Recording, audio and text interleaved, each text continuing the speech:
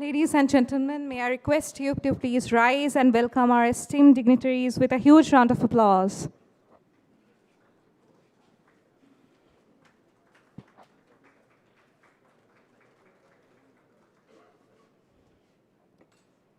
Thank you so much. I request you all to kindly please be seated. A very good evening to all of you. I, Smriti, on behalf of the entire Adamas University family, feel privileged to welcome you all to the Paterre Hotel, Ahmedabad, to be a part of this insightful, engaging, and enriching HR conclave. Today marks a significant milestone as we come together to celebrate the vision of industry-academia collaboration, experiential learning, innovation, and future-ready education.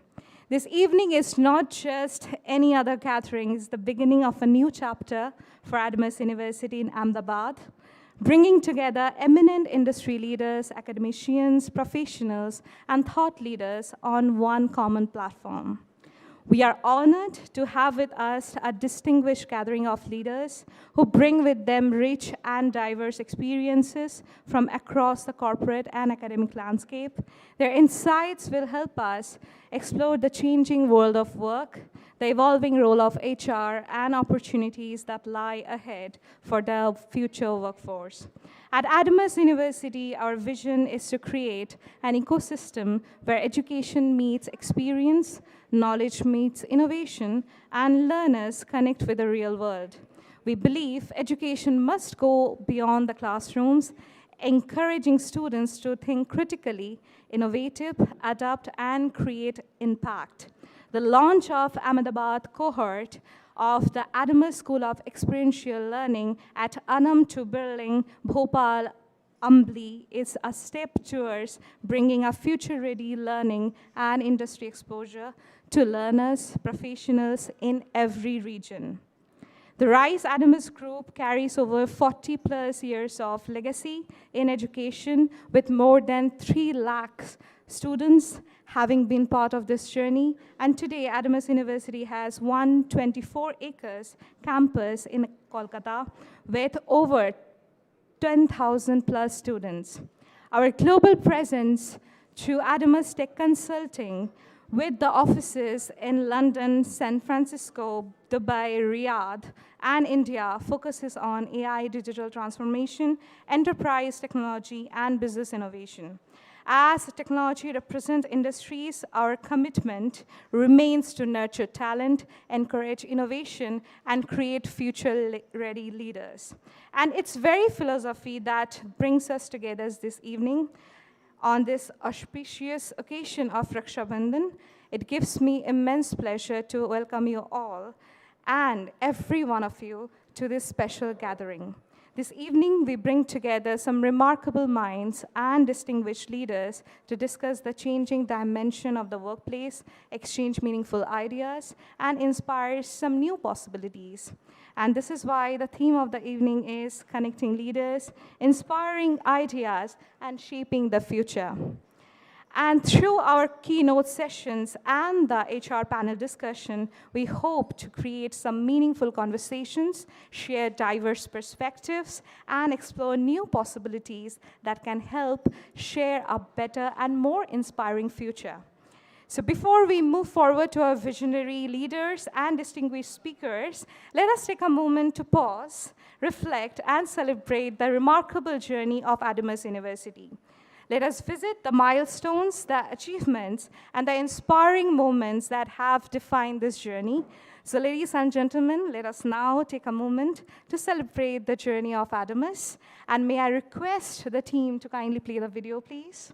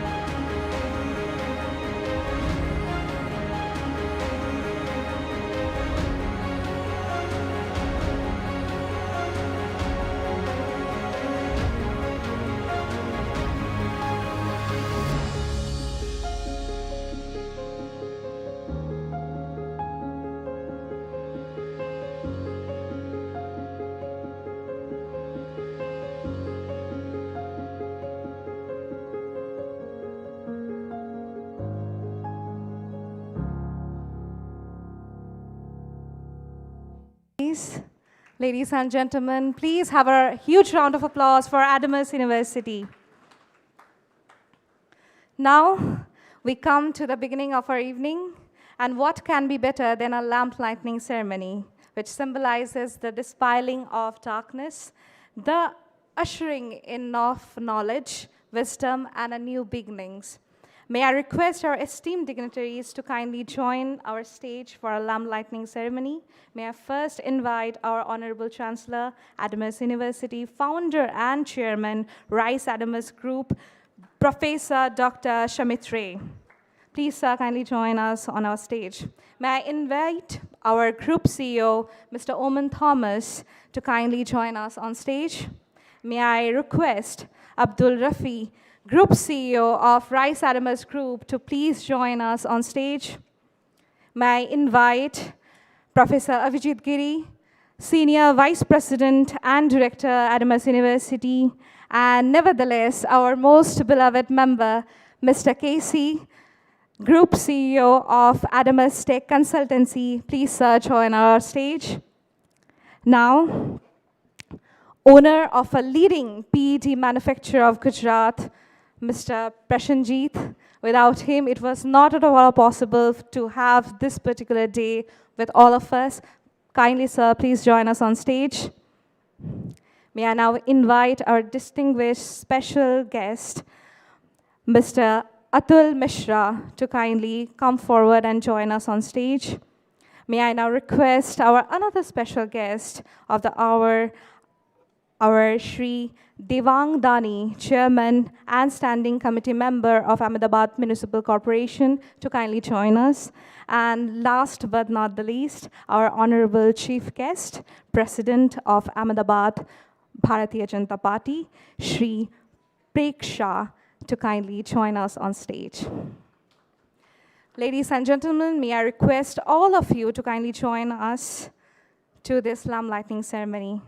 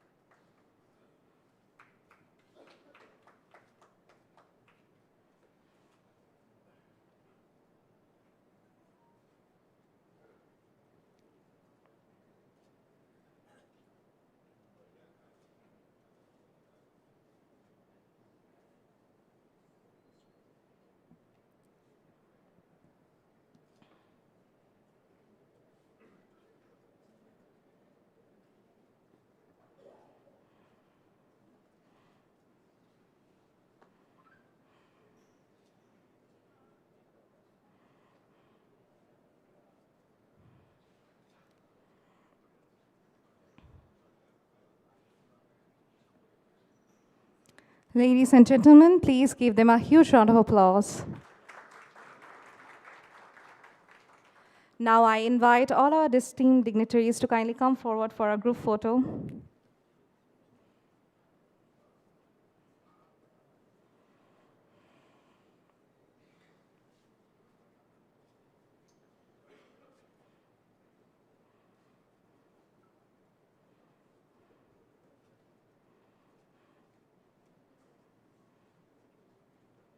Thank you so much, sir. Thank you, sir. Thank you, all of you.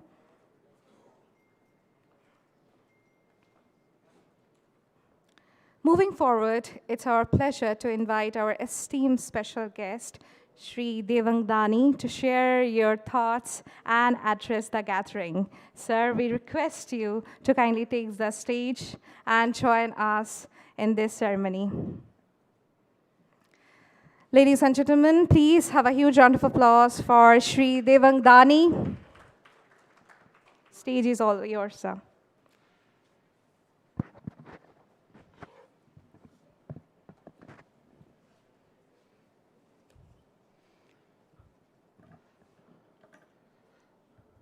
Today is the very special day on the Raksha Bandhan and Adamas University का आज का जो दिन choose किया गया है very special है रक्षा बंधन और पूनम दोनों का।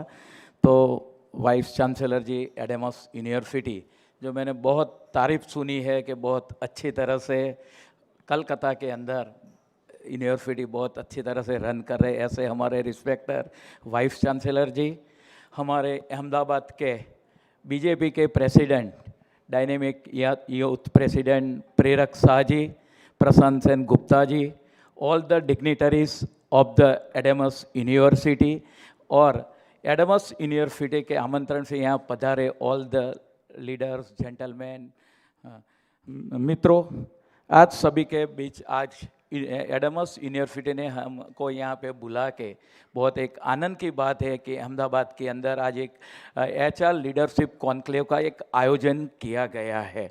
आज देखे ज़माना तेज़ी से बदल रहा है, आज का जो वर्जन है कल पुराना वर्जन हो जाता है। जिस तरह से टेक्नोलॉजी नई आ रही है, आज जो टेक्नोलॉजी का हम यूज़ कर रहे हैं कल नई टेक्नोलॉजी आ रही है, तो हमने जो विचार, हमारे जो विचार है, वो विचार को आगे बढ़ाने के लिए हमें भी चेंज करना पड़ता है। टेक्नोलॉजी दिन प्रतिदिन बदलती जा रही है। आज बच्चे लोग हैं, यूथ है, एआई टेक्नोलॉजी का यूज़ करके आगे बढ़ता है। तो हमारी भी जिम्मेदारी है, जो सोसाइटी को लीड कर रहे हैं, कंपनी को लीड कर रहे हैं, कॉलेजेस को लीड कर रहे हैं, तो हमको नेशन को कहाँ पे ले जाना है। The leaders who lead the nation, society who lead the society, who lead the university, who lead the college, who lead the company, तो उनकी भी जिम्मेदारी बन जाती है कि हमको सोसाइटी को आगे ले जाने के लिए हमें भी कुछ नया सीखना पड़ता है। हम ओल्ड वर्जन से चलते हैं कि भाई ऐसा ही चलेगा, तो आज का यूथ इसको स्वीकार करने वाला नहीं है। हमें भी कुछ नया सीख के उनको आगे ले जाना है। हम बात करें कि इंडिया की, तो कोरोना यहाँ पे आया 2021 में। तो पहले जब बीमारी आती थी, 100 साल के बाद कोरोना आया, तो बीमारी आने की वजह से सभी ने लॉकडाउन रख दिया। लेकिन हमारे अच्छी परिस्थिति थी, देश का नेतृत्व नरेंद्र भाई के हाथ में था, तो हम भी दूसरे देश पे डिपेंडेंट नहीं रहे। हम अपने जो साइंटिस्ट थे, इंडिया के साइंटिस्ट थे, वो लोग रस्सी बनाने के लिए आगे आए, उनको भी आइडिया दिया, और यहाँ पे हमारी 3 कंपनियाँ जो अब इंडिया की, उन लोगों ने रस्सी बनाई, और कोरोना की जो वैश्विक बीमारी थी, वो वैश्विक बीमारी को हमने आगे बढ़ के नहीं, हमने खुद को 121 करोड़ को उसका लाभ दिया। हमने काफ़ी मोर देन 125 देशों को वो वैक्सीन वहाँ पे दिया। और जिस तरह से इंडिया आज आगे बढ़ रहा है, पहले इंडिया की बात करें तो इंडिया के अंदर कुछ बन नहीं रहा था, लेकिन 10 साल के अंदर जो बदलाव आया है, जो लीडर की वजह से जो बदलाव आता है, वो हमारी सबकी जिम्मेदारी है कि हमें भी कुछ सीखना पड़े। लीडर जो मजबूत है, बात करें society, nation, state, university, company, तो देश को, सोसाइटी को, यूनिवर्सिटी को कभी भी आगे ले जा सकता है। आज जो ग्लोबल प्रॉब्लम आ रहे हैं, इंडिया पहले कहाँ था, आज कहाँ पे पहुँच गया है। स्पोर्ट्स में इंडिया का पहले हम सोचे तो गोल्ड मेडल लाना करीब बात कहिए कि बहुत बहुत रेयर आते थे, लेकिन अभी जो गेम्स हुआ, हमने 4th नंबर पे आए। जो लीडर्स के बाद में होता है, तो नेतृत्व जो है वो कुछ सीखने का, बाद में सीखने के बाद उसको इम्प्लीमेंटेशन कैसे करे, तो सब हमारे हाथ में रहता है। तो इसी वजह से आज जो HR कॉन्क्लेव यहाँ पे एडामस यूनिवर्सिटी ने रखा है, खूब अच्छी तरह से यूथ को हमें कहाँ ले जाना है, तो यहाँ आके हम भी कुछ सीखते हैं, और सीखने के बाद वो बदलाव समाज के अंदर हम कैसे ले जाए, वो समाज को भी आगे आके देना पड़ेगा। यहाँ पे बुलाया, सम्मान कराया, इसलिए हम एडामस यूनिवर्सिटी को ग्रुप को, वाइस चांसलर को, और हमारे फ्रेंड प्रशांत सेन गुप्ता जी को 15-20 दिन से मेरे यहाँ पीछे हमारे प्रेसिडेंट प्रेरक भाई शाह कि भाई आज एक तो हॉलीडे है, त्यौहार भी है, रक्षाबंधन का, राखी का पवित्र त्यौहार भी है, सब बिजी है। हमारे एजुकेशन मिनिस्टर को भी बोला था, वाजा जी को, लेकिन आज अहमदाबाद की बाहर है, लेकिन वो भी यहाँ पे आते, तो हम भी वेलकम करते हैं सर, एडामस यूनिवर्सिटी आप अहमदाबाद गुजरात में आइए, और यहाँ के जो बात कंपनियाँ है, और यहाँ भी जो आप 4 सिटी में आगे बढ़ रहे हैं, वैसे अहमदाबाद को भी आपने चुना है, इसलिए आपको भी मैं खूब खूब अभिनंदन करता हूँ। धन्यवाद।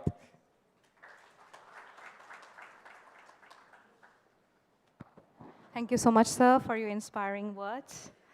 Now, for the vision address, I would like to call our group CEO, who would share the vision and mission behind the Adamas School of Experiential Learning.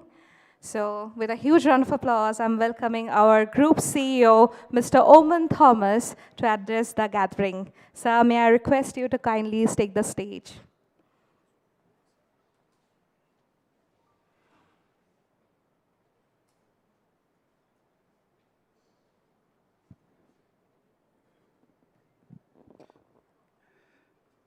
Good evening.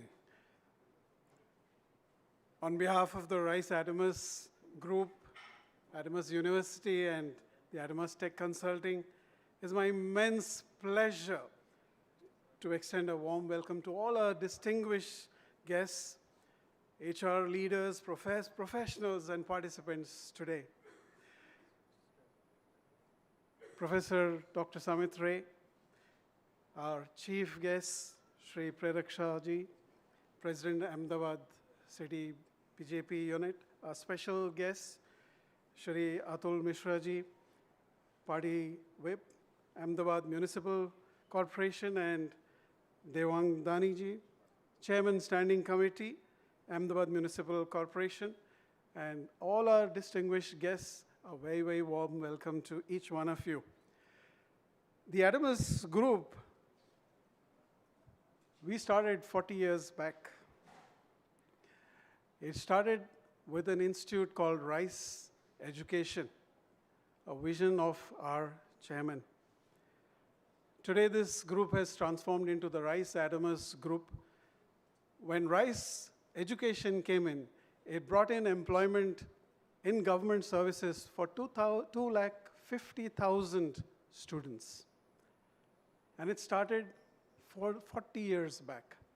About 11 years back is when we brought in the Adamas University. Today, it operates out of Kolkata in a 120-acre campus and has 10,000 students. We've got schools, we've got right from kindergarten to university, that complete range. That's for our national footprint. For the global footprint, we also have the Adamas Tech Consulting. Now, what is it that brings us to Ahmedabad? It's a vision of our Chancellor and Chairman. We are launching the Adamas School of Experiential Learning in 6 cities outside of West Bengal. It's there in Delhi, Bombay, Bangalore, Hyderabad, Pune, and from today in Ahmedabad. This journey is about creating greater opportunities for students to connect with the industry, gain real-life world exposure, and turn learning into meaningful experience. And as Ahmedabad welcomes up with its warmth and entrepreneurial spirit, we hope this evening brings not just inspiring ideas, but meaningful connections and new possibilities. We are very sure that this city is going to help our students in a very, very big manner. And we will do our best to contribute to this city. As of today, there are many students who are working in Ahmedabad who have passed out of our university. And we are very sure in the years to come, our university, through our students, will contribute to the growth of this beautiful city and the state of Gujarat. I thank you, and I welcome each one of you once again for this beautiful evening. Thank you.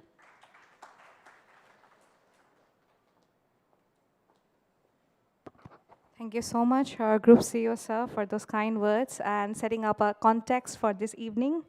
Now, it's time to invite our esteemed chief guest, Shri Preraksha, to address the gathering and share his thoughts with us. Sir, may I request you to kindly take the stage. A warm welcome to Shri Preraksha. Please, ladies and gentlemen, have a huge round of applause. Good evening. Good evening to everyone. Adamas University के Honorable Chancellor, all dignitaries और उपस्थित एडिमस university के आमंत्रण को invite सभी महानुभाव, HR leadership conclave में आज उपस्थित रह के मैं गर्व का अनुभव कर रहा हूँ। रक्षाबंधन का ऑस्पिशियस डे और आज हम HR लीडरशिप कॉन्क्लेव में इकट्ठे हुए हैं। यहाँ पे ऐसे लोग हैं कि जिन्होंने समाज में कुछ न कुछ दिया है। एक समय था जब हम ऐसा कहते थे कि डाई फॉर द नेशन। आज समय चेंज हुआ है और अब हम कहते हैं लीव फॉर द नेशन। हर एक का रोल अलग अलग हो सकता है। कुछ सैनिक है तो वो बॉर्डर पे कार्य करता है, कुछ बिजनेसमैन है तो वो बिजनेस में काम करता है, कोई यूनिवर्सिटी कॉलेज में पढ़ता है तो उसका वो रोल रहता है। आज अलग अलग सेक्टर के, हेल्थ केयर सेक्टर है, टेक्नोलॉजी है, एजुकेशन है, हर एक सेक्टर के लोग, इंडस्ट्री के लोग यहाँ पे उपस्थित हैं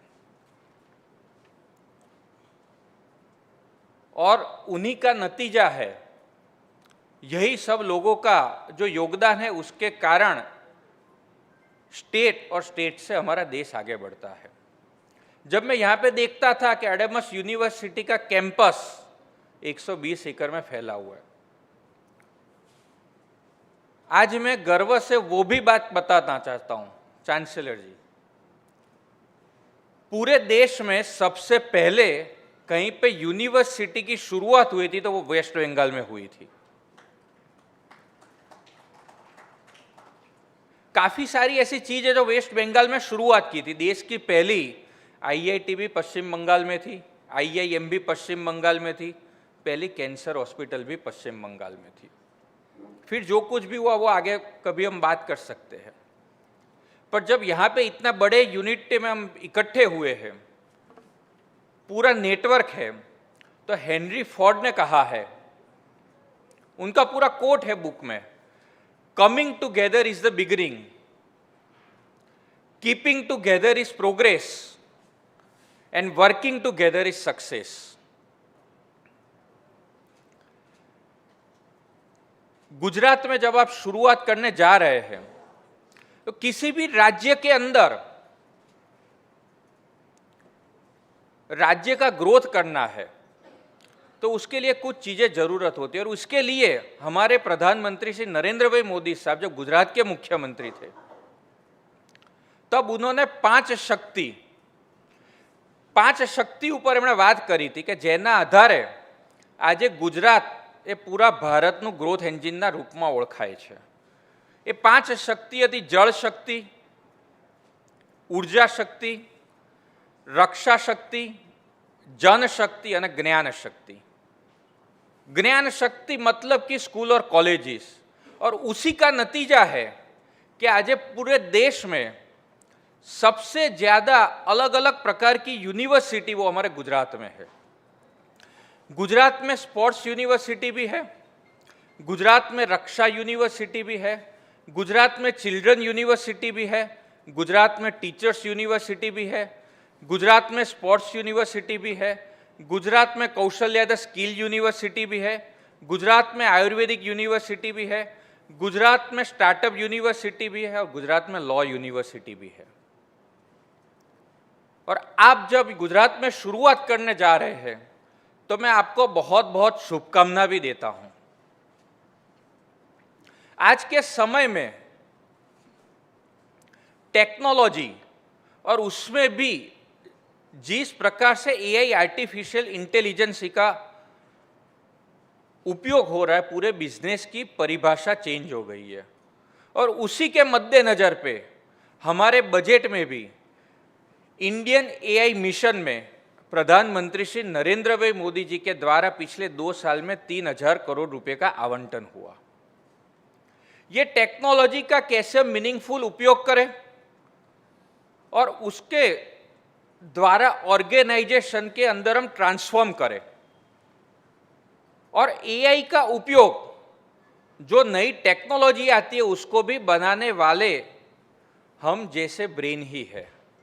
तो हम ह्यूमन पोटेंशियल के साथ साथ एआई का उपयोग कैसे करें वो बहुत इंपॉर्टेंट है। जब हम एचआर की बात करते हैं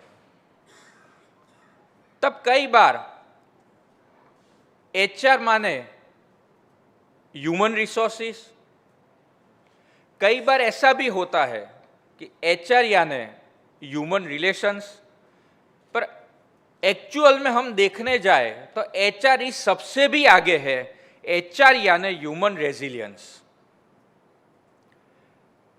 HR is not about HR, HR is about the business, HR is about the people, and HR is about the future. और इसीलिए कहा जाता है कि take care of your employ, they will take care of your business. Rakshabandhan के जब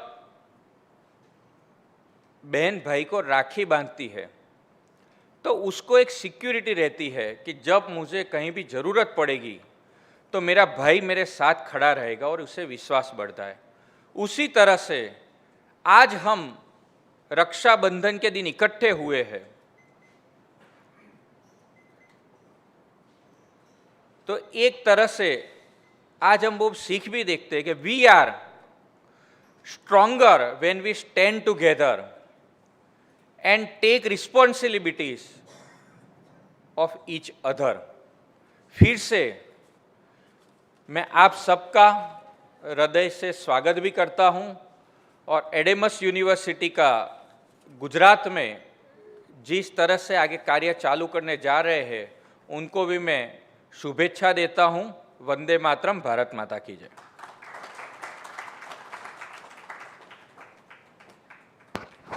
Thank you so much, sir, for this wonderful speech. So now we are on for the felicitation ceremony. Felicitation is not merely about presenting an award or token of love, but it's also about appreciation. This is about acknowledgement, excellence, celebrating dedication, and expressing our gratitude for the impact that you have created for several days to make this dream come life. Today we are truly honored to have among us those eminent leaders and achievers who have dedicated their souls and love to the journey of innovation, leadership, education, and transforming lives. So for felicitation, I would like to call our Honorable Chancellor, sir, to kindly come on stage. May I request our special guest, Shri Devangdani, to come forward to the stage for felicitation.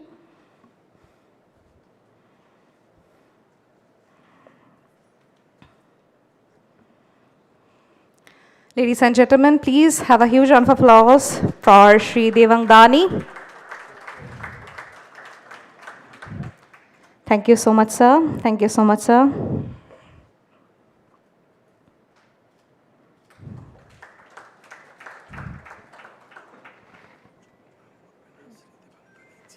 Okay.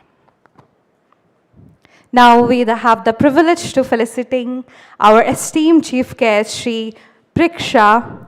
Sir, I request you to come up on the stage for felicitation.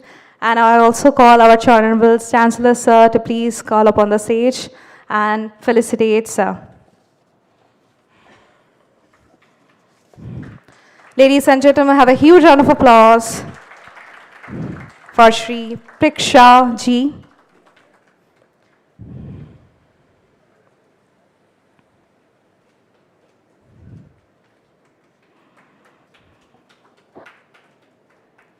Thank you so much, sir. Thank you so much, sir. We now have the privilege of hearing from a distinguished academic leader, visionary institution builder, and a remarkable leader whose journey has been defined by purpose, perseverance, and unwavering commitment to education. Through his vision and leadership, he has always been transforming the lives of thousands of students, creating dreams among millions of young minds, dreams of a better, brighter, and more promising future. His journey is a testament to belief that education is not merely about degrees. It's all about creating opportunities, empowering individuals, and shaping the future of the society. Let us take a moment to look at Sir's remarkable journey and achievements, a journey of dreams, determination, and a vision to create a better future for generations to come. So let us present Honorable Chancellor of Adamas University, founder and chairman of Adamas Rice Group, Dr. Paterre. May I request the video to be placed, please? His legacy has redefined education in Eastern India. A visionary who has dared the common man to dream big. Rise Education, Adamas University, Adamas World and International Schools, and Adamas Tech have been his successful ventures. West Bengal's first state-private university with NAC A accreditation. In the world of sports, Adamas Howrah Warriors and Adamas Sports Private Limited both thrive under his dynamic leadership. The Shomit Rai Foundation is dedicated to uplifting communities through social and impactful initiatives. With each step, he continues to inspire countless individuals for a better future. Professor Dr. Shomit Rai, Chancellor, Adamas University, and Chairman, Rice Group, leading by example since 1985. And now it's our privilege to invite our all-own Honorable Chancellor of Adamas University, founder and chairman, the Rice Adamas Group, Professor Dr. Samit Ray, to share his vision and thoughts with us. Ladies and gentlemen, please have a huge round of applause for the man behind this dream. Sir, the stage is all yours.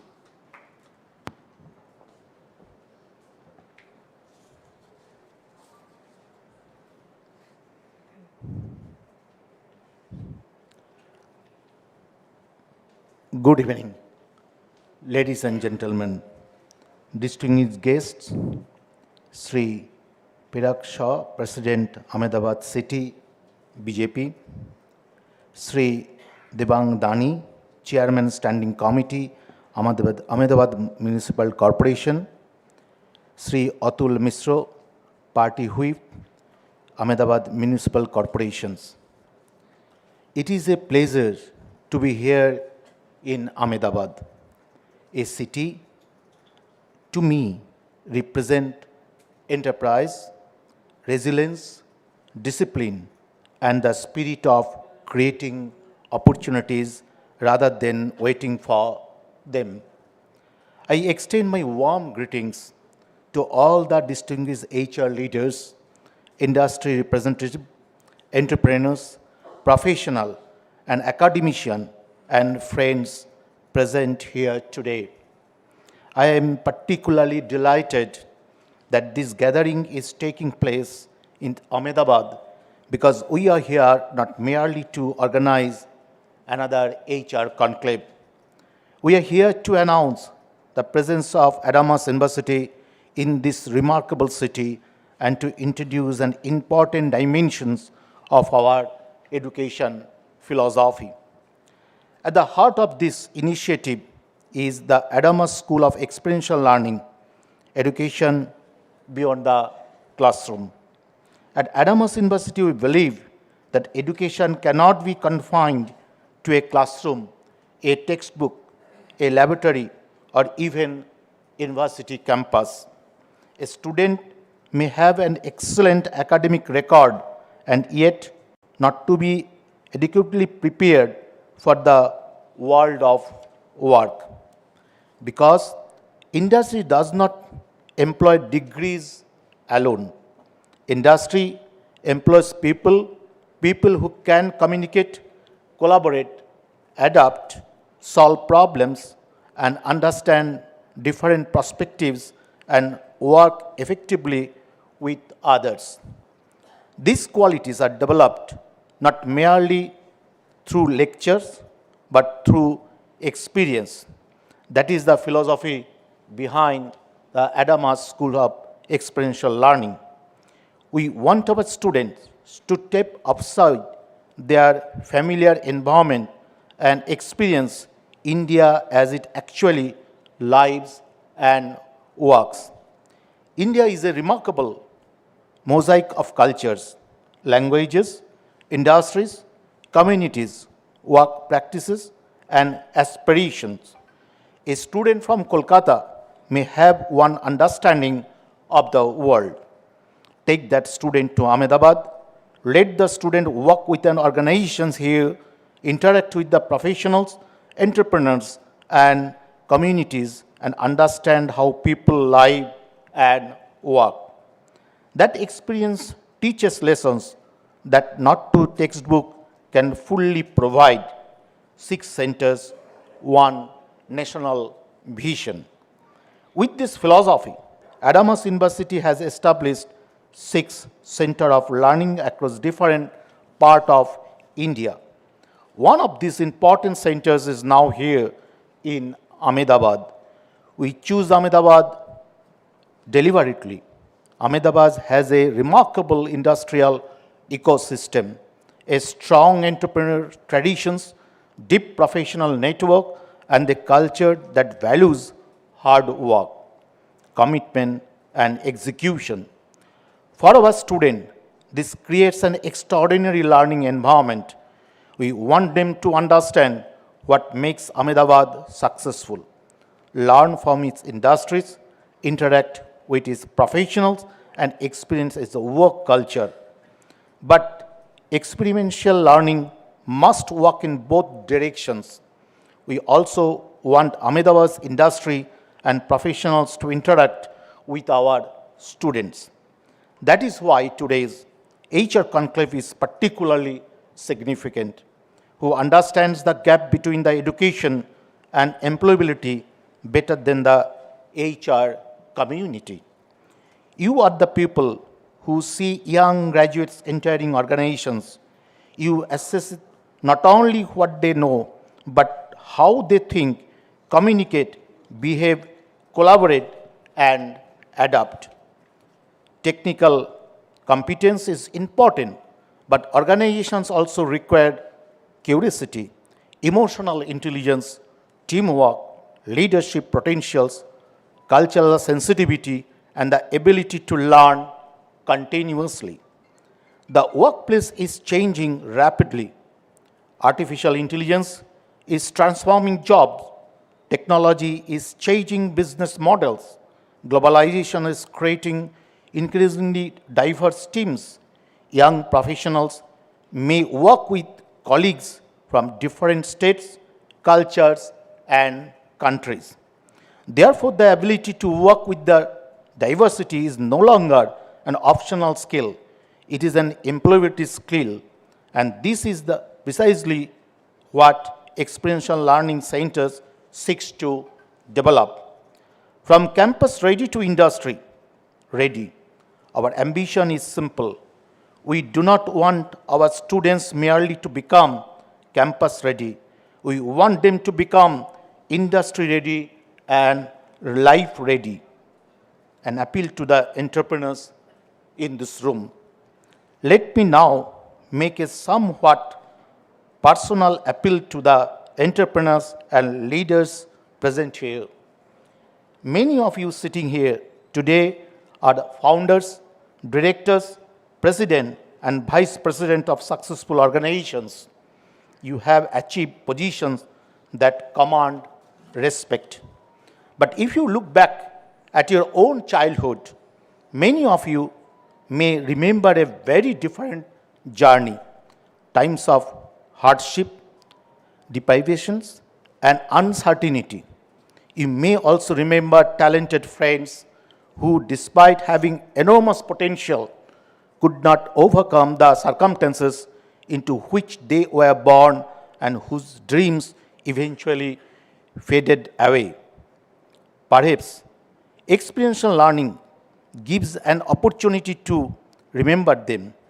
At Adamas, we appeal to you, inner conscience, to hold the hands of young students and help them achieve their desired goals in life. This is not merely about the helping somebody else's child. It is about giving back to society. It is about ensuring that talent does not disappear simply because opportunity was absent. Perhaps by nurturing a young person today, we can also honor the memory of those long lost friends whose potential was never realized. I believe such an act will not only benefit the young generation, it will also give a deeper sense of fulfillment to those who give. The developed India that we all dream of will become a reality only when those who have succeeded are willing to help others rise. Why industry benefits too? Having made that appeal, let me also highlight what you and your organization stand to gain. Today's Gen Z is highly mobile. Young professionals frequently move from one organization to another. Often they may have little emotional connection with the organization's ethos, philosophy, or people. But imagine if an organization encounters that young talent before it becomes fully formed, mentors the student, gives the students an opportunity to learn, expose the students to its culture, and helps shape the individual's professional journey. You create something deeper than recruitment. You create belonging and loyalty. That young person will remember the organizations that gave them an opportunity when they were still discovering themselves. This can become a powerful indirect benefit to the organization. There is also a direct benefit. During the Adamas School of Experiential Learning, experience our the students will be exposed not only to industry but also the local language, cultures, food, and way of life. So when they eventually enter the workshop place, they will be better equipped to understand the local environment, communicate effectively, work comfortably with the desired communities. This is where education, industry, and society can create a true partnerships. This is where all of you become extremely important to us, and we would like Ahmedabad's industry to look at Adamas students not simply as the intern or the potential recruits, but as a young professional who can be mentored, challenged, and shaped through real experiences. We invite organizations here to open the doors to our the student, let them observe, let them participate, let them work on projects, let them interact with your the teams, let them understand your expectations, and perhaps most importantly, tell us what industry expects from tomorrow's graduates we are prepared to listen. Because the university must not educate in the isolate from the economy and society around them. Ladies and gentlemen, today we are proud to introduce Ahmedabad to Adamas University and the Adamas School of Experiential Learning. But more than introducing an institution, we are proposing a partnership between the education and industry, young minds and experienced professionals and classroom and the real world. Ultimately, it is a partnership in building the human capital that India will need in the decades ahead. Ahmedabad has built an extraordinary culture of enterprise and achievement. We'd like our the students to learn from that culture. And we hope that is in turn our the students will bring their own energy, ideas, creativity, and aspiration. Let us work told to ensure that when Adamas student graduates, the question is not merely what degree does this young person have. The more important question should be, what has this young person experienced? What have they have learned from it, and what can they contribute? That, ladies and gentlemen, is the essence of the experiential learning of Adamas. That is the future of experiential education. I will finish my speech sharing the story of our Rice Adamas group. Actually, I have started that organization 1985. It was almost maybe the accidentally or the eventually. I joined after class 12 the Rahura Ramakrishna Mission with mathematics honors. I was so inspired by the Shakuntala Devi, the how she can calculate all the calculation with a shorter time. So I started to travel all the special library under the Indian Statistical Institute and the other institute. And I found more than 300 particular process that help to calculate all the mathematics in a quicker ways. When the papers and pencil was absent, computer was no longer there, but how the Indian people calculate during the past days. And I found the more than 300 process. But unfortunately, after 6 months, I did not like the mathematics honors. I went to my Maharaj and requested him that I will continue with the physics honors. And I finished the graduation with physics honors and the computer science. My job was first as a software developer and the system analyzer under the Lipton India Limited. The Lipton India Limited was one of the corporation or the corporate house. They started the first introducing the computers and developing the softwares, especially for the purchase, finance, and the other part. So at that time, I was only 23 years old. So my working days was 5 days in a week and 2 days at the holiday. During that period, some students of my neighbor came to me and requested that we are going to sit for the banking service examinations, as there are the 200 problems have to solve within 120 minutes. Can you help how we can solve the problem within a short time? And that was the first time I found there are 200 maths have to solve within 120 minutes. So it clicks me. If I can use that 300 process and solving that 200 maths, it can be solved within 30 minutes. So I published one advertisement. You know, there's one famous newspapers, Anandabazar Putrika, by only spending rupees 30. The headline was, the first institute in India for training for the banking service examinations. And then 40 students came and joined. I trained them 6 months at my study room. After 6 months, when the result published, 39 got chance out of 40 students. And it was create the history. And there's only one channel, DD Metro, interviewed me. And then hundreds of students start to came to the residence, and I continue the training next 2 years. And it exceed the numbers, 1,000, 1,500. Then I create one institute named Roy's Institute of Competitive Examination, named the RICE. Now more than 250 students are the ex-students who are doing the jobs in the central government and state government. In Bengal, 30% WBCS officer who are the ex-student of these organizations.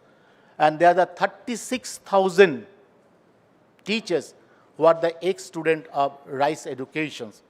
Then I have started one school's named Adamas International Schools. They're the first day boarding schools in the Bengal, and now the student strength is more than 4,000.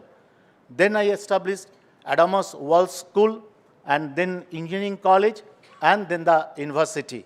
And this is the first private university in Bengal who got the NAC affiliations, and then the Adamas Tech. Basically, I am a teacher, mathematics teacher, and this is the journey from a tutorial home to a university. That is a unique journey. So I very much wish that I shared my experience and how the journey executed by my groups. Thank you again to all of you. Thank you. Namaskar.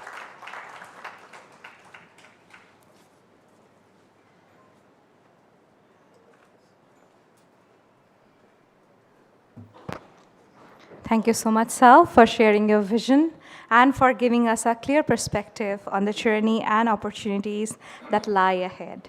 Before going to the next dignitaries, let us all take a moment to look at the small glimpse of the Ahmedabad Adamas School of Experiential Learning, which got inaugurated today in the morning, a dream by a man, but lived by millions of students. I'm requesting the team to please share the video.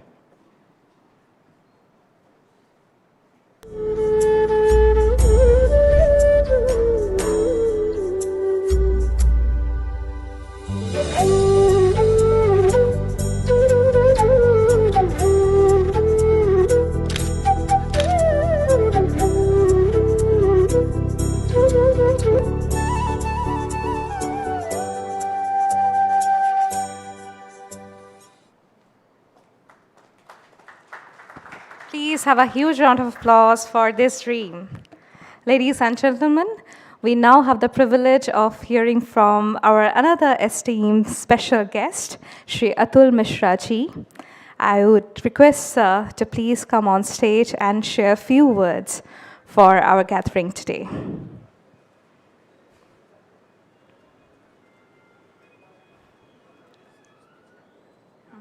Okay.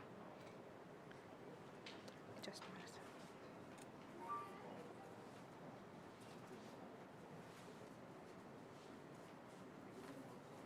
Yes, sir. Here it is.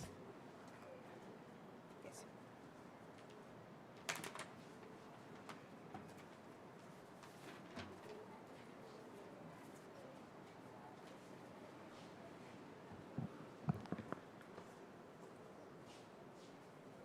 आज के इस HR leadership conclave में उपस्थित हम सबके मार्गदर्शक, हम सबके लीडर, अहमदाबाद भारतीय जनता पार्टी के अध्यक्ष आदरणीय श्री प्रेरक शाह जी,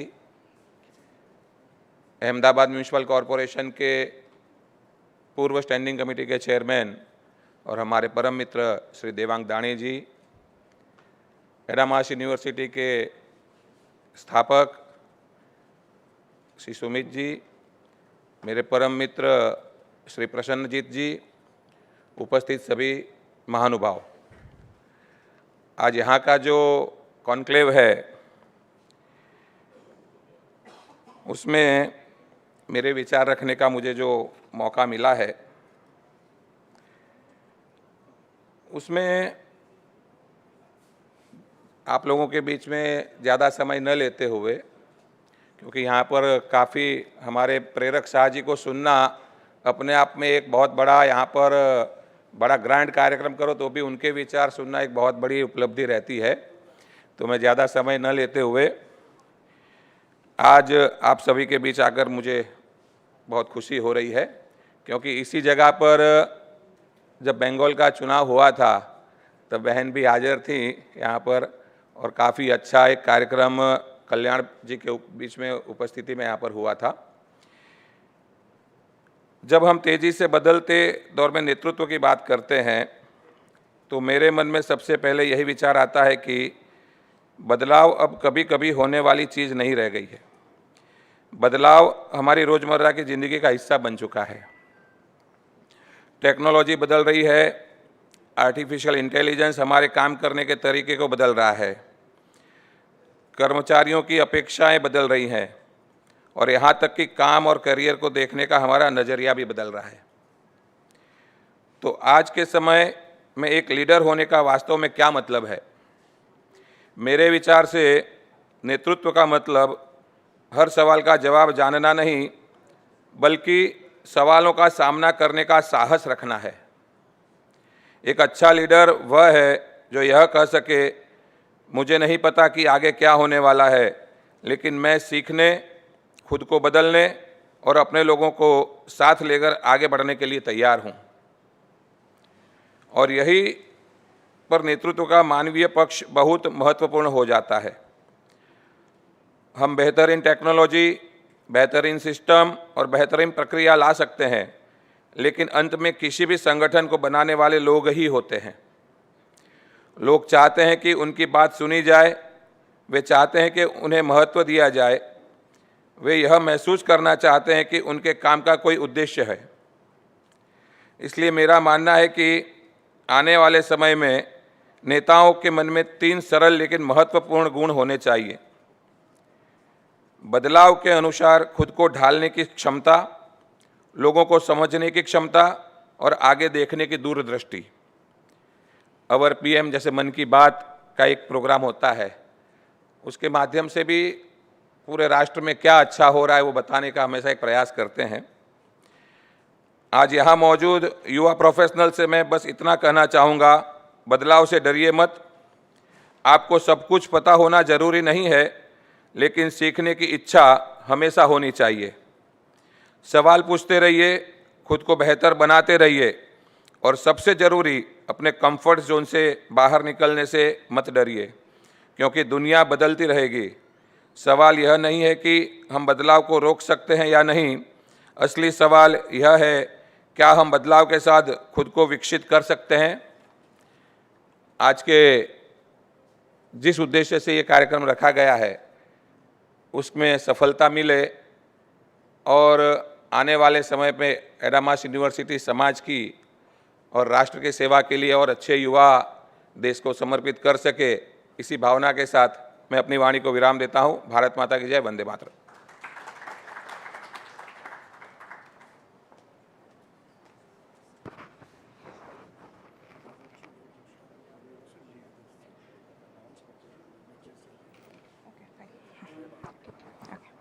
Thank you so much, sir, for your valuable remarks. Now, our dignitaries are about to leave, but I request all of you to please stay tuned to our panel discussions.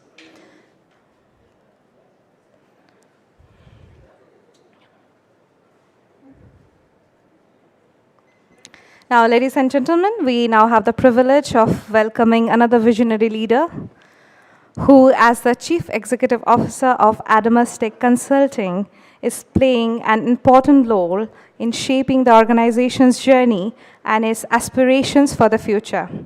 Adamas Tech Consulting's journey reflects its commitment to growth, innovation, and creating meaningful opportunities in the technology space. Before we hear from Sir, let us take a moment to look at the remarkable journey of Adamas Tech Consulting. May I request the video to be played, please? For over 40 years, we have been creating value across education and technology with a vision that began with one purpose: to empower through education. From nurturing young minds to transforming enterprises, our journey has continuously evolved with technology. We began by transforming enterprises through ERP and business applications. We evolved into a cloud and product development organization, helping businesses modernize, innovate, and scale. Today, that journey takes us to the next frontier. At Adamas Tech Consulting, we are building towards becoming an AI-first consulting organization, combining cloud, data, AI, and intelligent automation to transform how businesses operate.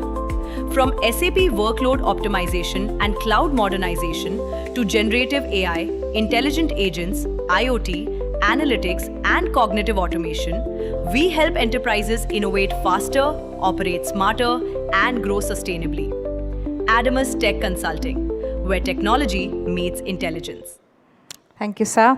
May I now request our Chief Executive Officer, Adamas Tech Council, Mr. Kaushik Chatterjee, KC, to share a few words with us about Adamas Tech Consulting. Sir, please, the stage is all yours.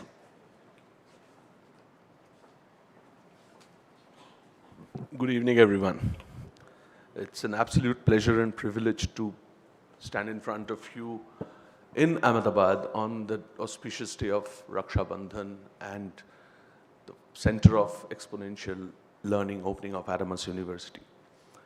You have already heard the visionary man who has shared his thoughts and the journey. What a remarkable journey, isn't it? I joined this group in January as the CEO of Adamas Tech Consulting. Now, why I'm here for?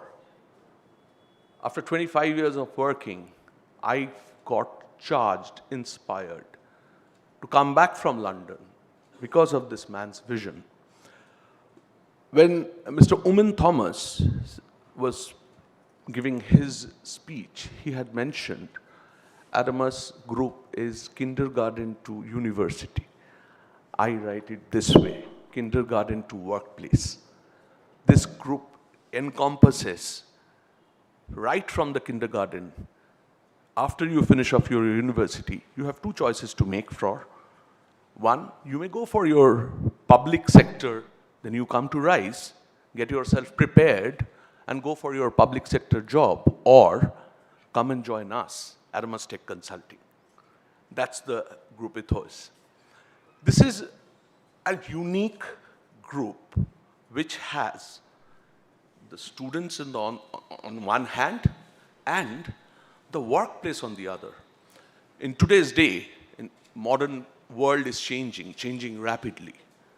What does Adamas Tech Consulting, how it is different from others? I will try to take you through quickly. So, Sir has already spoken, doesn't need any introduction from me. There are his two able sons who started this company after finishing off their studies in 2021, of course, backed by Chairman's vision, Rajat and Shomo. Unfortunately, they are both occupied in other meetings today in different parts of the world. Hence, they are not here, and I am representing Adamas Tech Consulting. We are spread across in India, Bangalore, which is our headquarter of this tech company, based out of Kolkata, Delhi, Bombay, and from today, Ahmedabad. So when Chairman Sir opens an experiential center, he also gives us the responsibility. A part of workforce must be there from Adamas Tech Consulting. So today my meter starts here, and I look at you for your support. We have done, in last 5 years, 50 plus successful projects. We are at about 25 crores plus business in year revenue. And we have 100 plus professionals, technology professionals. Now, there is a change. There is a change in the world. What have we done so far? Let me tell you that first. We started off with our core, which is education. We used that knowledge, legacy, and developed a successful product, ERP system on education, EdTech, which is currently running, managing our internal and few external clients. 30,000 plus students are using it. So it's on production, not a hypothesis. Then, of course, in last few years, we expanded our footprint globally in cloud and digital experiences, digital transformation experiences, catering for 50 plus clients. But today, as we speak, time is changing and we have to move on. So there is a fundamental tectonic shift in Adamas Tech Consulting which we are bringing in. We are changing the whole game.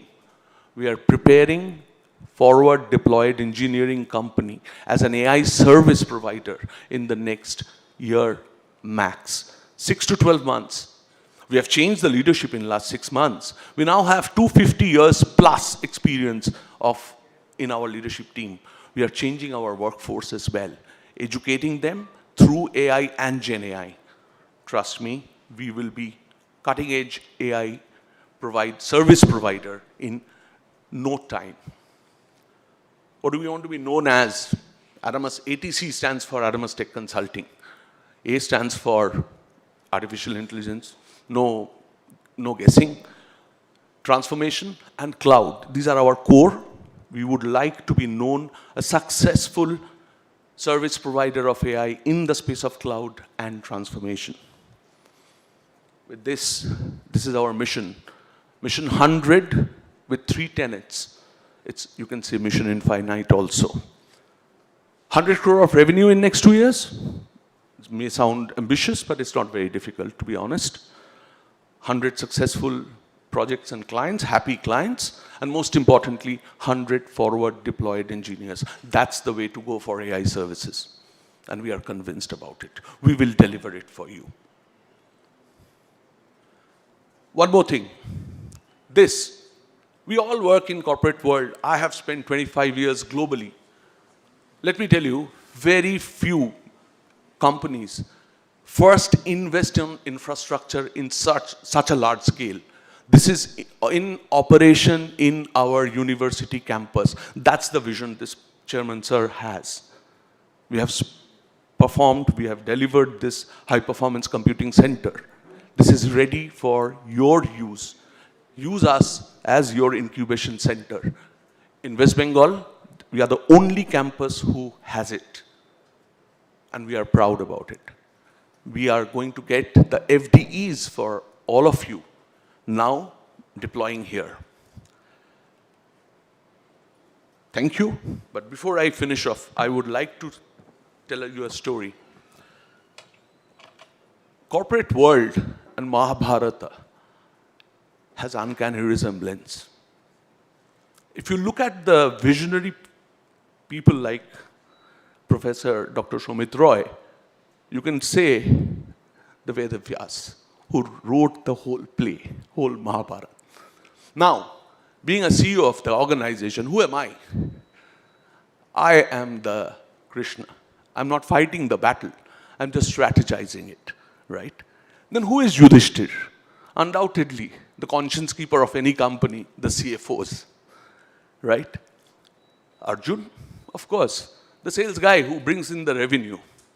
And Bhim is the marketing head who thinks he's doing the hard work, but all the credit is going to Arjun, right? Typical fight, historic fight between marketing and sales. And then there are two, Nakul and Sahdev.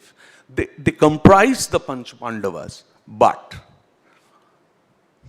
you can compare them with CIOs of the world, right?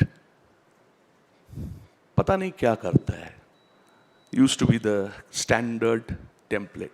Now the HR professionals in the room, who are you? You are Sanjay, who is describing the whole story unapologetically being honest and truthful to the story, right? But now, this is the time for the CIOs to become Arjun from Nakul and Sahdev. With this AI and digital change, the business will no longer be driven by the sales and marketing. It will be driven by the technology. And Adamas Tech Consulting is promised to make the CIOs the Arjuns of the next era. Thank you so much.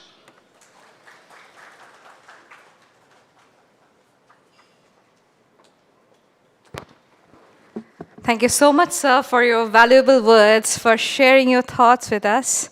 It was truly wonderful to hear your perspective, especially Mahabharata and corporate, and your vision for the journey ahead. So now, may I request the honor of felicitating our esteemed special guest, Shri Atul Mishra ji. I may call you upon stage, and I am requesting our Honorable Chancellor Sir to kindly come forward and felicitate Shri Atul Mishra ji.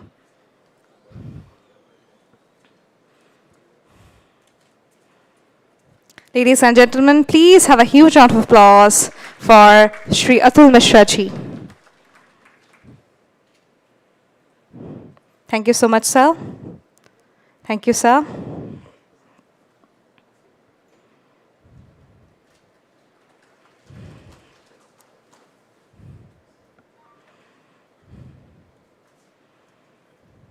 Ladies and gentlemen, we now move to the first keynote address of the evening.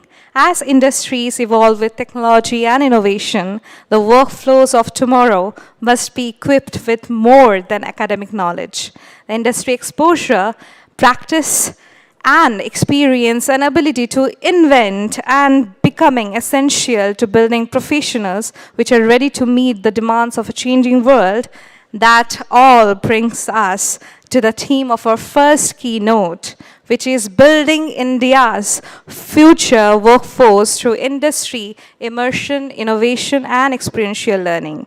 To share his valuable insights on this important subject, it's my privilege and Adamas' privilege to invite Shri Manoj Kumar Sharma, Group Head, Industrial Relations, Group Human Resource Adani Group to address the gathering. Sir, we are delighted to have you with us. The stage is all yours.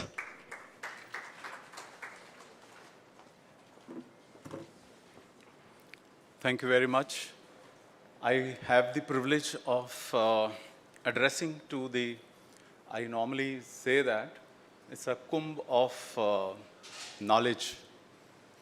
Whenever such intellectuals, they come together, and I always feel very, very privileged. The address is, focusing on the building India's future workforce through India's immersion, industry's immersion, innovation, and experiential learning. Before I speak on this, I think there are 2-3 nuggets that I captured from Professor Dr. Sumit Ray's speech, holding the hands of all those youngsters. Somebody had held my hand when I was young. My father didn't have the money to afford my education. And I actually struggled during my young time. I started working from 10th class, and then my journey started. And I have the privilege to claim that it's my 19th year in Adani Group, and my chairman, Gautam Adani, he made me pass through from Harvard's. He said, if you couldn't do that, so there is an opportunity, there is a privilege, do that. The size and scale on which our group is growing, that is posing immense challenge to us, immense challenge.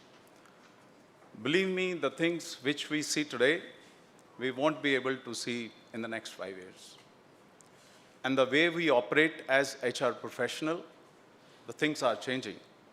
We uploaded our data of the last 10 years in the AI repository. It was unbelievably throwing us the data to predict the future. The way we manage HR, the way we manage the org structures, the way we hire people, hire talent from the market,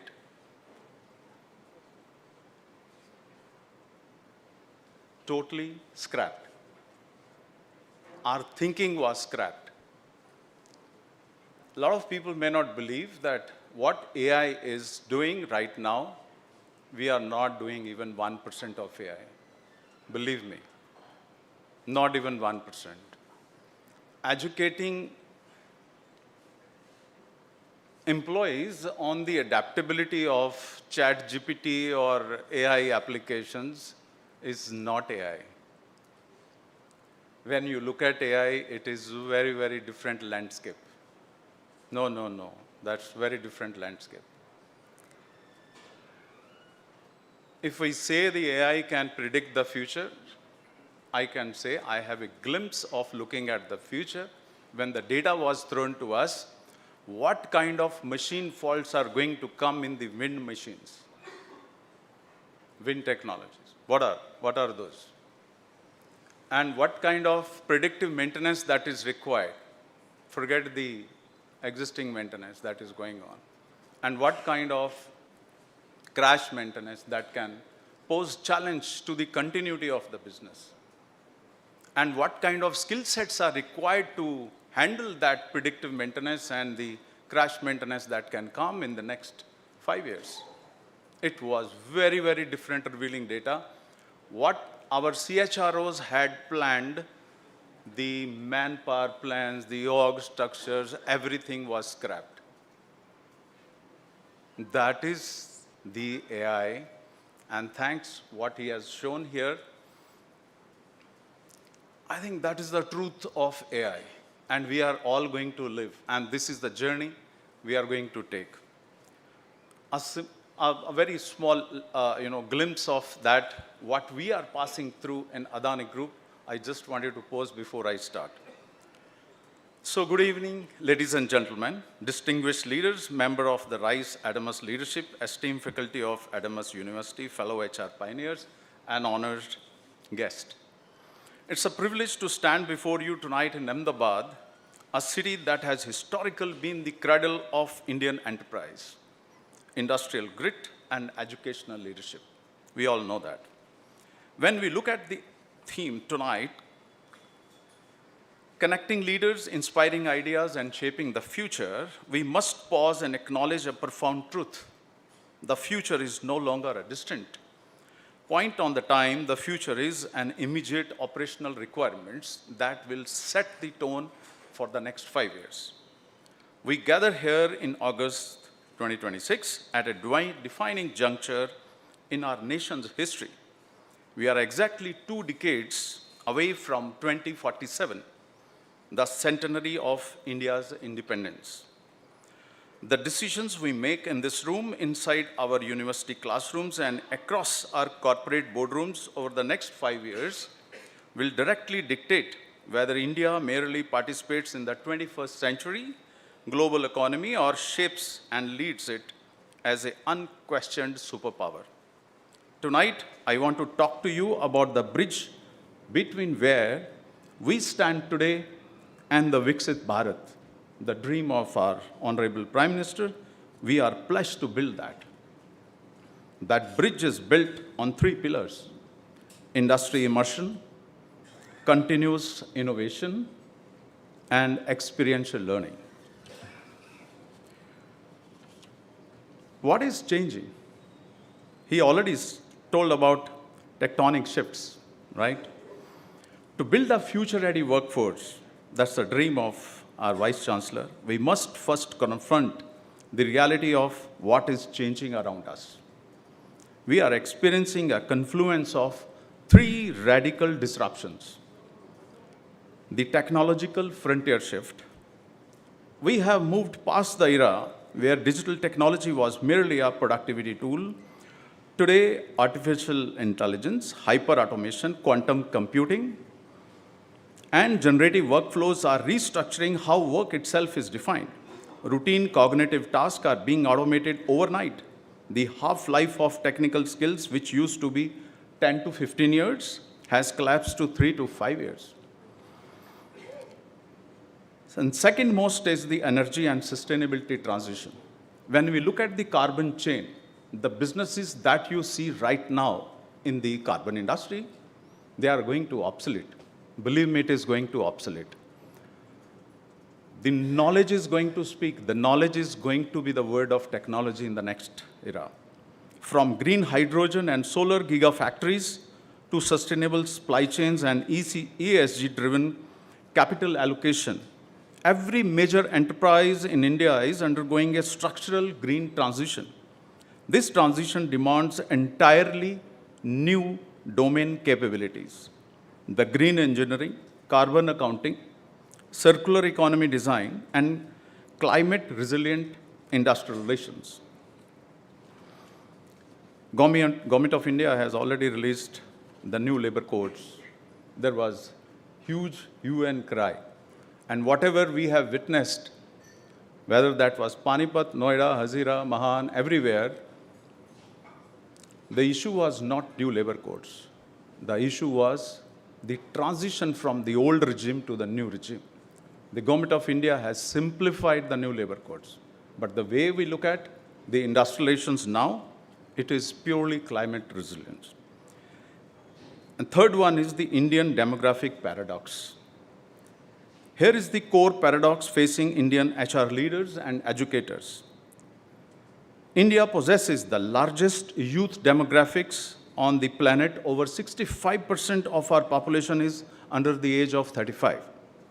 Yet, year after year, enterprises survey indicate that less than 50% of the graduating higher education students are immediately deployable without intensive enterprise retraining. The challenge is not a shortage of human talent. It is a structural gap in the job-ready, experiential competency.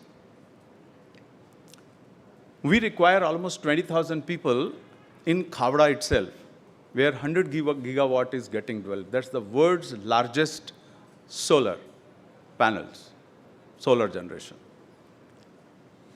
Besides putting all the efforts, we are not getting the talent. We decided, why can't we generate? We developed our own skills and education function, led by a CEO, that if he can generate the pipeline of the talent inside, and then only we can achieve such huge milestones. We have around 4 lakh people right now, and it is going to be double in the next 5 years. And that's a challenge, to have the sustainability of the talent. And sustainability not from the retention point of view, sustainability from the skill sets point of view.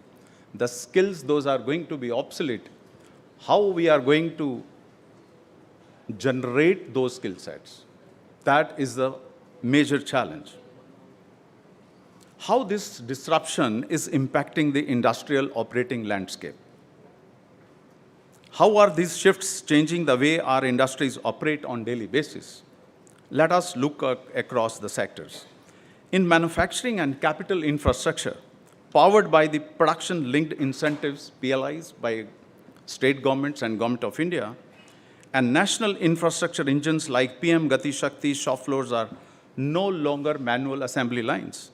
They are cyber-physical environments driven by the IoT sensors, predictive maintenance, and robotics. A manufacturing engineer today needs to understand data analytics as fluently as mechanical design. In BFSI and digital services, financial services are no longer delivered in brick and mortar branches. They are delivered through hyper-personalized AI-driven platforms. The skill set required is no longer traditional auditing, but risk modeling, cybersecurity, financial technology analytics, and customer experience engineering. In renewable energy and logistics, ports, logistics, corridors, and energy networks are becoming automated nerve centers. Operational managers must handle complex real-time supply chain optimization while navigating strict regulatory and sustainability mandates. What does this mean for the leadership? It means the traditional model of talent acquisition, where academia educates in isolation and industry consumes after graduation, is completely broken. Industry can no longer afford to have 6 to 12-month onboarding buffer to train fresh hires. Speed to competency is now a critical business metric. If our workforce takes a year to become productive, our industry loses its global competitive edge. Today morning, I received a call from one of the chairmen of a large business enterprise, not very large, but medium, you can say, almost 3,000 to 5,000 crores of the business. He was saying that we are also getting into the training. I can't have the business to depend upon the low margins. I need to have a specialized way of training the intellectuals of the country where he can make more money. I said, I really salute to your honest confession. And he said, how I can help you? I said, I'm not getting the talent from the market. If you ask any CEO right now, he might say like that. I have people who are almost like redundant. I don't have work to give them. But if I look at the market, the talent is not available. Where should I go? CEOs are passing through this transition phase where they are struggling with the real talent that is required, that can lead their business to the future, not current business, not old skill sets. And he said, Mr. Sharma, I have a contact of a leading educational institute. They can supply 1 lakh students, and I want if a curriculum, the internal leaders can create the curriculum for them. They can teach them from day one, first year itself, rather than on the last third year or fourth year. And that gave me, some solace that we can work out, at least after 4 years, we can get some talent. But we don't have that breathing space because the way Adani works, it's all turnaround in, 24 hours. We turn around the things. Now, what is the solution? The 5 years decisive window, the industry and academia readiness matrix, what does it reveal? Next 5 years from 26 to 31 will be highly decisive. This is our window to align our human capital ecosystem with our economic ambitions. To achieve this, both academia and industry must transform their readiness framework through 3 core strategic interventions. The first one is deep curriculum co-creation, moving beyond advisory boards. Academia cannot design curricula in silos. We need industry leaders sitting directly inside academic curriculum committees, not as passive advisors, but as co-designers. Every degree program must feature mandatory credit-bearing live industry projects, hackathons, and real-world case simulations from year 1, and not just a brief final semester internship. Unless the industry sits inside, and there is another way of looking at the academic leaders, the educational leaders, I'm not saying professors, I'm saying academic leaders, because they need to have a vision for the next 100 years, how the country is going to evolve. The second one is scaling work-integrated degree pathways. Aligning with the National Education Policy 2020 and the National Credit Framework, we must operationalize apprenticeship embedded degree programs. Imagine a student pursuing BTech, BSc, BCom, where 40% of the earned academic credits come directly from structured, mentored work on an industrial shop floor and digital lab or a project site. This blends theoretical rigor with real-world muscle memory, creating graduates who are day one productive. Industry cannot afford to have another 1 year, 2 year, 3 year training programs. No. We have already eliminated probationary period of graduate engineers. We said, no, you are on regular pathways from day one. We can't afford. If you can't come and take the onus of the leadership inside the organization, you are not required. It is just like a chauffeur you hire from day one. If he cannot hire the Mercedes, you can't afford. You have the Mercedes, but you can't afford. You can't afford him to try on your vehicle, right? There's the same way the industry is passing through this transition. Third one is shared ecosystem and the practitioner-faculty model. We must break down the physical and intellectual walls between campuses and industrial complexes. For industry, we must mandate our senior managers, technical specialists, and HR leaders to serve as an adjunct faculty, spending dedicated hours delivering lectures and mentoring student projects. For academia, we must encourage university faculty to undergo annual industry sabbaticals, immersing themselves in corporate environments to update their real-world understanding. Why I'm saying that? From industry point of view,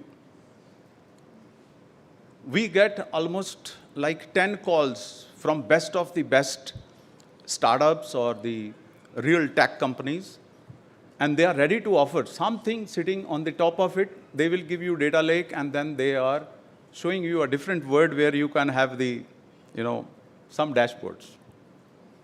But the real truth, where the real change is required, that is not happening. And that those startups are not thinking, not aligning the kind of change that is required from systemic point of view, rather than on the tertiary level that their model can sit on the top of it and they can do some wonders. Maybe we had also tried, like many others, and then we are obsoleting that. Joint infrastructure, universities like Adamas and enterprise leaders must build joint centers of excellence, AI test beds, incubation hubs, right inside university campuses. How we can anchor the Viksit Bharat 2047 vision? Ladies and gentlemen, why is this mission so urgent for India? Because it directly fuels the vision articulated by our Honorable Prime Minister Narendra Modi ji. Viksit Bharat at 2047, a fully developed, self-reliant India by our centenary of independence.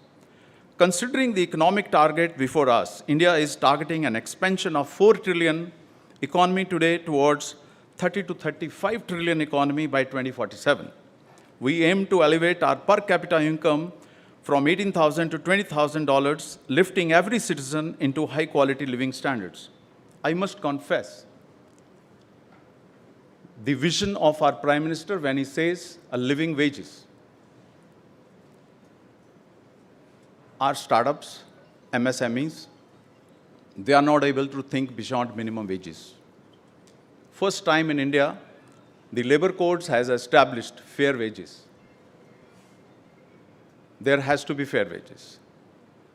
And what does that mean? That means the central government will decide the fair wages, and no state will be able to pay lesser than the fair wages, what will be decided by the central government. I'm sorry to say there are many states in the country, they have not revised their minimum wages since 23, since 21. Who is at fault? We all professionals and sitting in HR. We do not think, we do not educate our promoters that if we have to attract the talent, that has to meet the living standards. And I'm happy to say we have already introduced within Adani the living wages, where more than minimum wages, who all will get 1.4, who all will get 1.6 at lower level. And if we have to establish 20,000 people at one place where there is no habitat, no civilization, that is the last corner of Gujarat and the country. And we want that to happen and make India pride, we have to do something very different. 1 lakh meal per day will be provided to our people. And they will be accommodated in air conditioner residential accommodations. And that is what we are dreaming to support Viksit Bharat 2047. We aim, this exponential trajectory cannot be achieved through capital investment alone. It requires human capital velocity, the example I gave. Look at the 4 foundational pillars of Viksit Bharat. Yuva, the youth, empowering our youth minds with industry-relevant experience and skills, and entrepreneurial mindset and global competitiveness to our youth. Mahilayen, the women entrepreneur empowerment, driving full economic participation of women across engineering, manufacturing, tech, and corporate leadership, targeting over 70% female workforce integration. As of now, our country is struggling for girls to come forward and undertake the engineering education. They are not coming forward for that. If I have to look for girls engineer, female engineers in Mumbai, in electrical engineering, I'm not getting it. I can't meet the target of even 10% on diversity because I'm not getting the people. We have initiated new programs to talk to the parents, request them. They are safe. The new labor codes, they are mandating all the employers to provide them safe environments. Posh, everything is available, but miles to go. Annadata, our farmers and agri-innovation, integrating agri-tech, smart supply chains and bio-innovations to make India the food basket for the world. The lower level poverty alleviation, that's the Greek part of the country, transforming skill acquisition into guaranteed pathways for high-value economic mobility. There are many examples where India is really proud that all that alleviation has already started taking place in the remote areas of our country. When an Adamas University students work on an industry-sponsored AI algorithm, or when an engineering intern solves a logistics bottleneck at a port or manufacturing unit, they are not just earning academic credits. They are laying the brickwork for a 30 trillion nation. Last but not the least, as I conclude my address tonight, I leave a direct call to action for the two main stakeholders in the room, to our educators and academic leaders. Challenge traditional pedagogies, move your institution from pure knowledge dissemination centers to innovation labs and skill hubs. Measure your institution's success not merely by graduation rates, but by the tangible industry impact and problem-solving capability of your alumni. To my corporate and HR peers, stop viewing academia merely as a vendor in recruitment drive. Set up your co-educators and talent architects. Invest your corporate social responsibility, your technical expertise, and your workplace facilities into building the educational ecosystem of tomorrow. When industry immersion meets academic excellence, innovation becomes inevitable. Let us commit tonight under the aegis of this HR Leadership Conclave 2026 to stop preparing our youth for jobs that existed yesterday and start empowering them to create the industries that will define tomorrow. Together, let us build India's future workforce.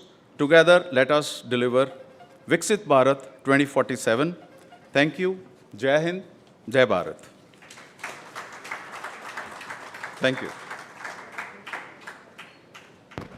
Thank you so much, sir, for those insightful perspectives about transformation, reflection of the future innovation, from IoT centers to robotics and analytics and logistics, whatnot. Your address has highlighted the importance of connecting education, especially leadership and empathy, industry immersion, and experiential learning to create a workforce that is future ready, adaptable, innovative, and a roadmap to build a dream with AI and tech. And the living vision of Viksit Bharat, and as we said, miles to go before I sleep. Thank you so much, sir, for sharing your valuable thoughts with us.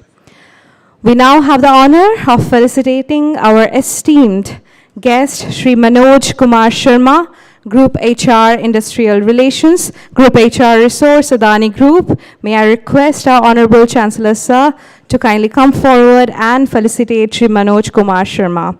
May I request Sir Manoj, please come on stage. Ladies and gentlemen, please have a huge round of applause for this amazing keynote speaker, Shri Manoj Kumar Sharma. Thank you, sir.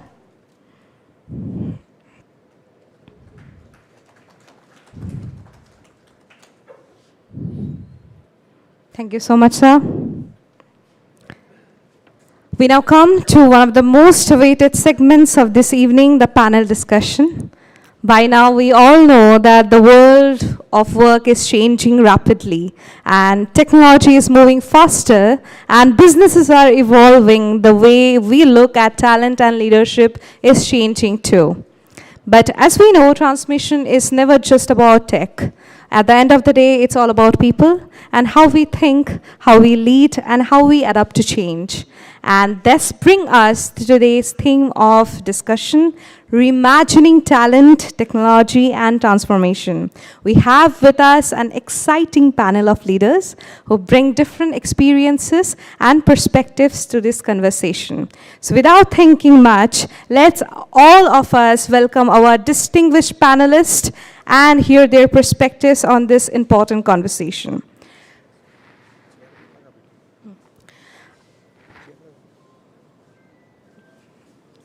Our first distinguished panelist is Dr. Ashok Karania, Vice President, Agentic AI Strategy and Sales, Winware Technologies.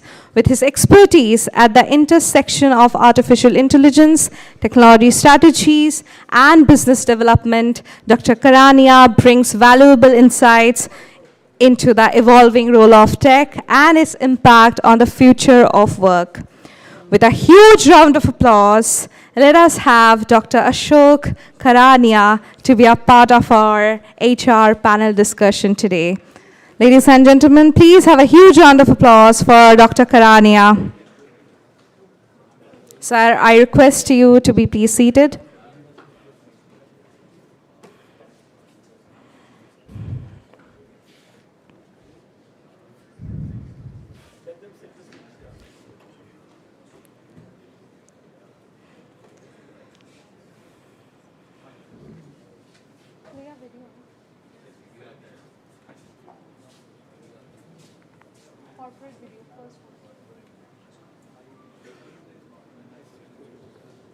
Don't worry, I'm playing a video. Corporate video.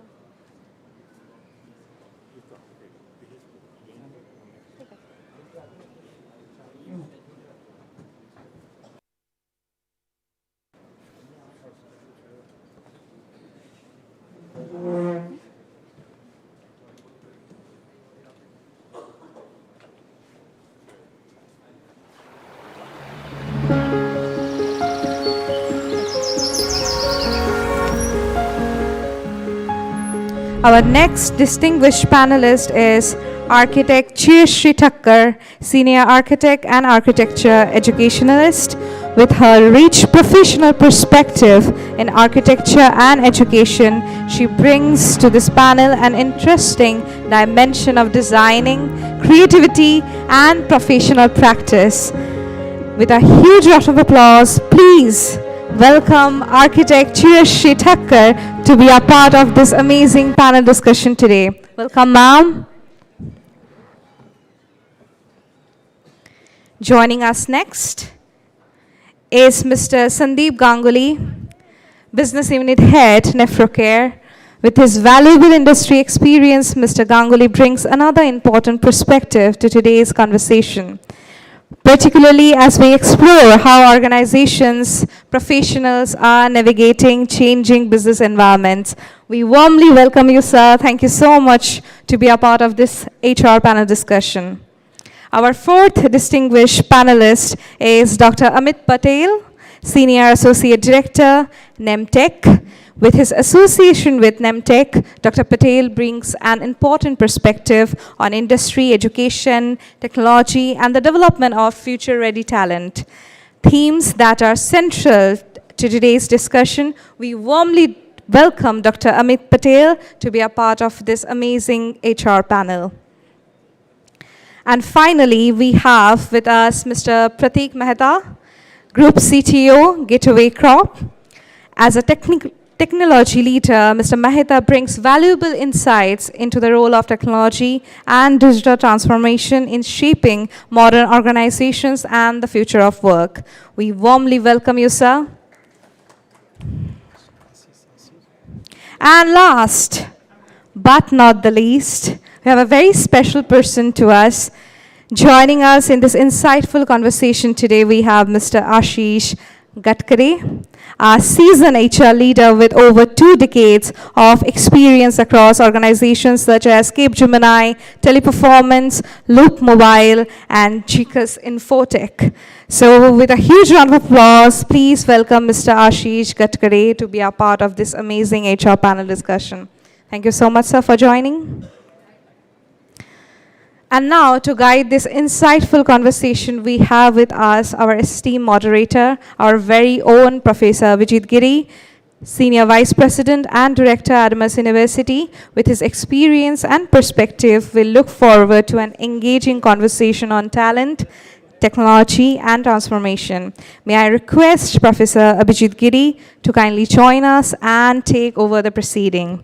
Ladies and gentlemen, please have a huge round of applause for this distinguished panelists who are acknowledging with us in this HR Conclave 2026. Professor Giri, over to you.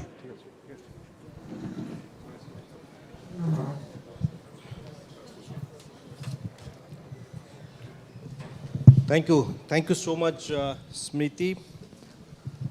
And good evening. I know that we are a little late. I would like to make it very short because we are just in between the dinner and, of course, the wonderful place. Yeah. Yeah. So I would like to make it very short. But I also would like to bring this topic today that we are going to discuss. I believe this is one of the most important topics that we are going to talk about today. And that's the reason I want to have a discussion little in detail as well. The topic that we have decided to discuss today is the reimagining talent, technology, and transformation. Let me first brief you why have we chosen this topic. Because since from the evening the kind of discussion happened, even little ago, Manoj ji has also expressed the kind of challenge that industry is facing today. Industry is presently standing in between the two opposite corners. One, the ever-changing and very fast-changing technology era. How are you going to adopt this new technology? How are you going to probably reskill our existing human resource and probably to get into the new technology and continue it?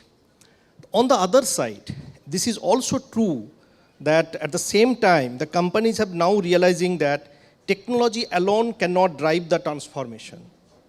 People is important, culture is important, and of course, innovation is important. Critical thinking is important. We all talk about AI. AI can't do the critical thinking. Whatever has in the past, from the history, will of course use the intelligence and can bring something. But if you talk about problem solving, if you talk about critical thinking, then there is a challenge. So by sitting into these two sides of the river, one side technology fast growing, the other side culture, critical thinking, innovation and all, how are you going to really adopt this situation? And tonight we are going to discuss on this particular topic. And to start with, probably I would, because of the time and I will not be able to take a couple of questions, probably the first round of questions, and then we'll have an open question to all of you to comment, and then we can decide. The first question probably I would like to come to Dr. Ashok ji. Ashok ji, the question for you. When we talk about reimagining talent, we talk about technology, and through which we are transforming the business, we are transforming the society. Then AI has moved far beyond the automation. A day, I think, decade before we talk about automation, but now AI has far beyond the automation. We are now discussing agentic AI system, which is very popular nowadays, and probably capable of making the decisions in autonomy. Now, what do you believe that a single biggest impact that agentic AI is going to probably bring into the workforce over next couple of years? Maybe the technology lifespan, if we talk about today, not a decade, it is almost about 2 years, 3 years max. So if you talk about how agentic AI probably going to bring impact in next 2 years or next 3 years down the time, what is your take? What is your thought on that? Okay. Thanks for the invitation, respected Soumit ji, Prasenjit ji, and Mishra ji dignitaries. Mishra ji said one important thing, and I would like to highlight that transformation happens every day today, not one or twice, right? So we are living in an ever-changing transformation time. So one thing, and you asked me that how agentic AI is going to change the things. First of all, we need to understand that the world has evolved always through technology. The invention of wheel, electricity, industrial steam, everything keeps on changing. But technology was always a tool. But now AI, and if we use the word AI here and we charge $1, we'll become $1 trillion economy overnight, right? But AI is such use. But what I'm saying is, the world is changing because of AI has its own capabilities. And that is one tool which can make a lot of things redundant. How the talent is changing, how the world is changing, it's through bringing a lot of breakthrough transformations which we never thought of.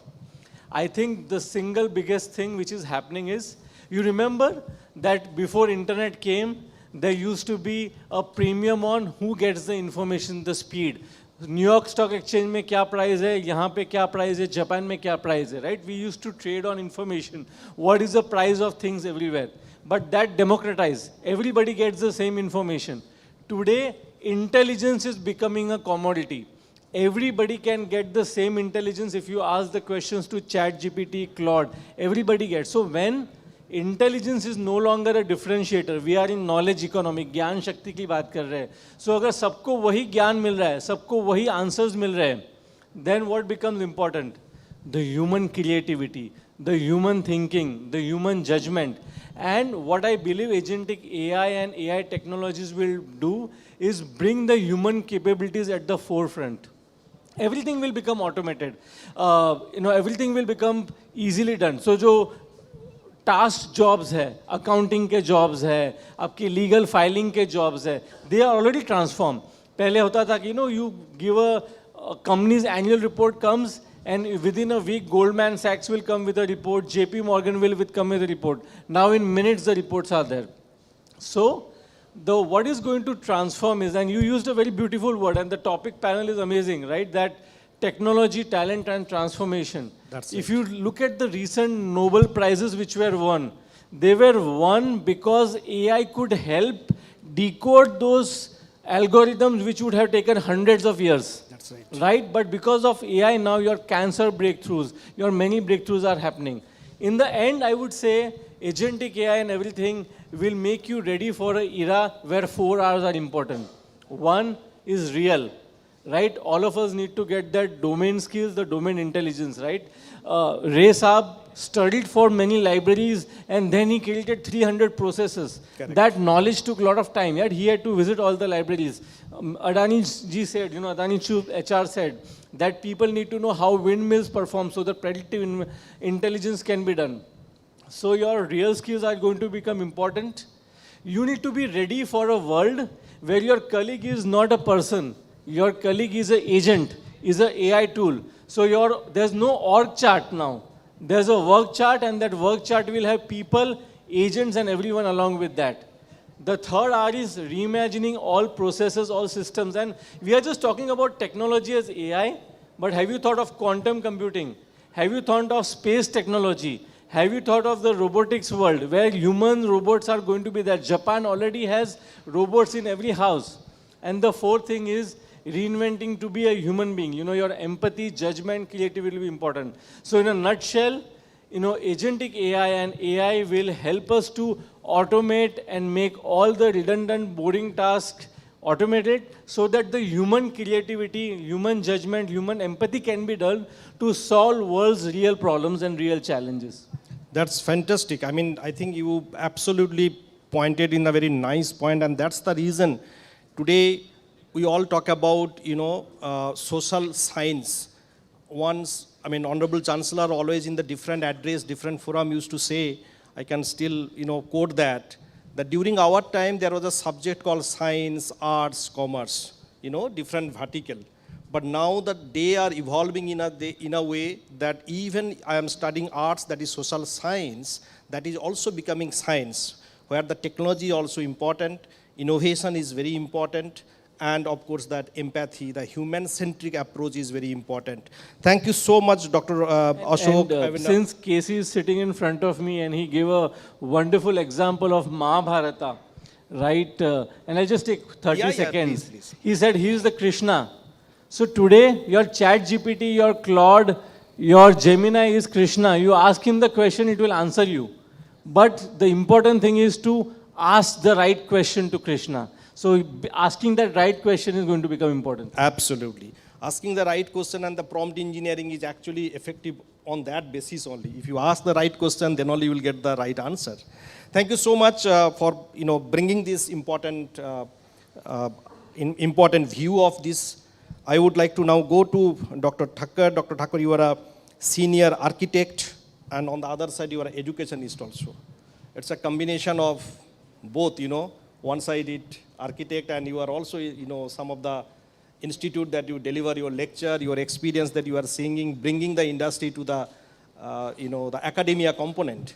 So that's a great combination that you have. I would like to probably come to you with a very important, the future workspace that it's a very changing very rapidly.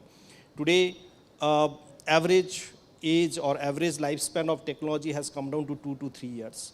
Today I am a superhero in my organization, tomorrow I may not be a superhero, I may be redundant from the organization. So that is how it is changing. From your experience as both architect and educator, madam, how should the organization rethink the physical workspace to foster creativity, collaboration, and innovation?